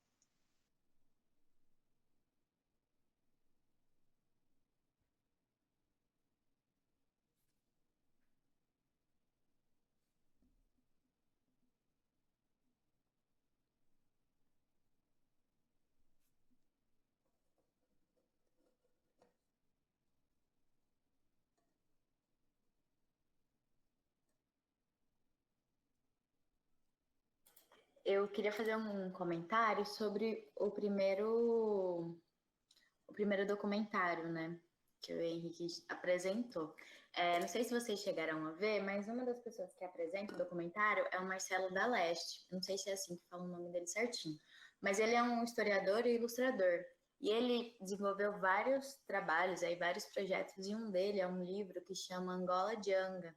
E é muito interessante esse livro, gente. É em forma de quadrinhos, né, o livro, e ele, assim, traz uma concepção, inclusive no documentário tem várias partes, várias imagens ilustradas que são desse livro, né, que ele traz, assim, uma concepção muito, muito forte, assim, do que era aquela época, do que os negros viveram, sabe? Então, como uma indicação mesmo, Angola Djanga, e é isso, assim, é um livro para quem quiser se aprofundar, interessar pelo tema, é muito interessante.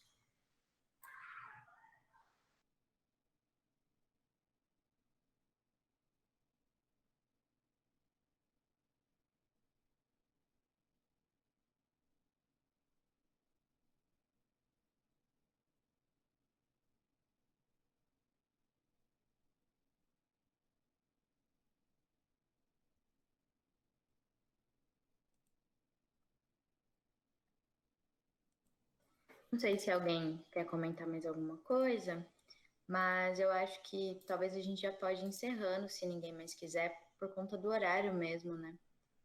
Pessoal, só pode dar uma última dica para vocês? Então, Claro. eu queria falar sobre o Arquivo Público de Rio Claro. Vocês podem ter notado na minha apresentação que há várias fotos, recortes de jornais que eu trouxe, e eles são do Arquivo Público. O Arquivo Público é assim, é para todo mundo poder acessar. E lá vocês vão encontrar material histórico, não só somente sobre a comunidade negra de Rio Claro, sobre a escravidão, mas sobre diversas informações sobre esporte, cultura, e até, às vezes, pesquisas que a gente precisa fazer dentro de uma disciplina, apresentar algum seminário, alguma atividade, vocês encontram fontes né, teóricas e jornais dentro do arquivo público. Então, é uma fonte de pesquisa para a gente também, para a gente estar se apropriando desse espaço. É um espaço muito bacana. A antiga pessoa que coordenava, né, era a Maria Tereza, e hoje está a Mônica também, que é uma pessoa super aberta, e que com certeza vocês vão ter vários materiais bem ricos e bem bacanas para serem utilizados dentro de pesquisas, dentro de entendimentos do município de Rio Claro.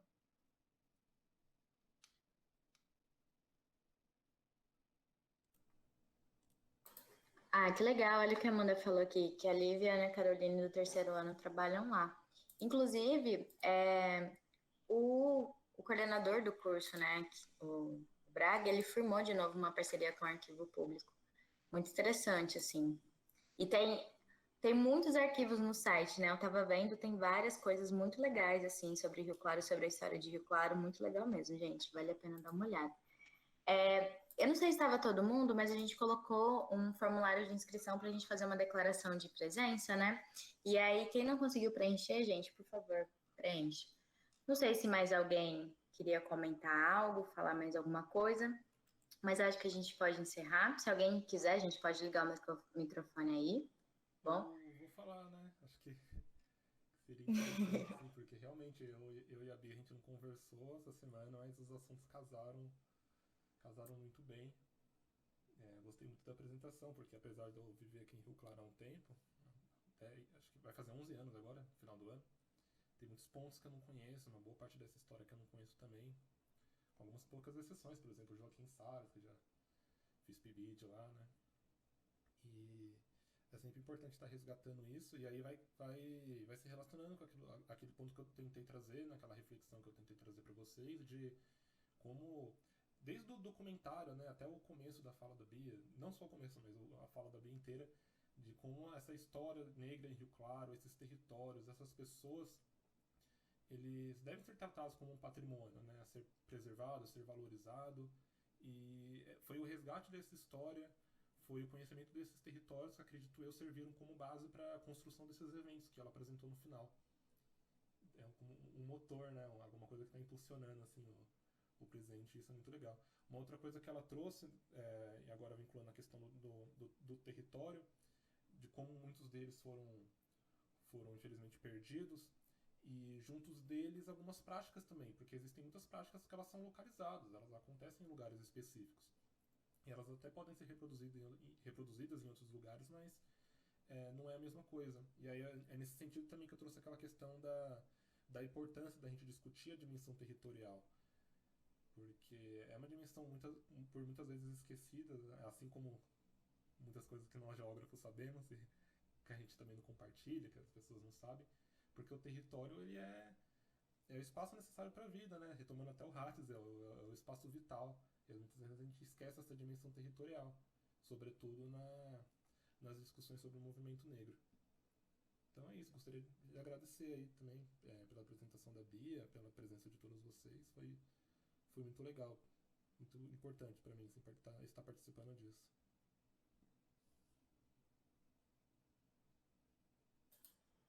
Muito obrigada, Henrique. Eu reforço de novo o agradecimento do Café Geográfico para você, para a Beatriz, que tiraram tempo, né, para preparar, para assistir os documentários, trazer essas apresentações. Muito obrigado mesmo.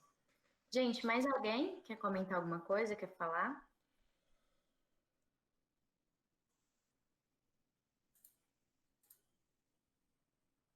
Bom, acho que ninguém comentou nada, então a gente pode estar encerrando por aqui.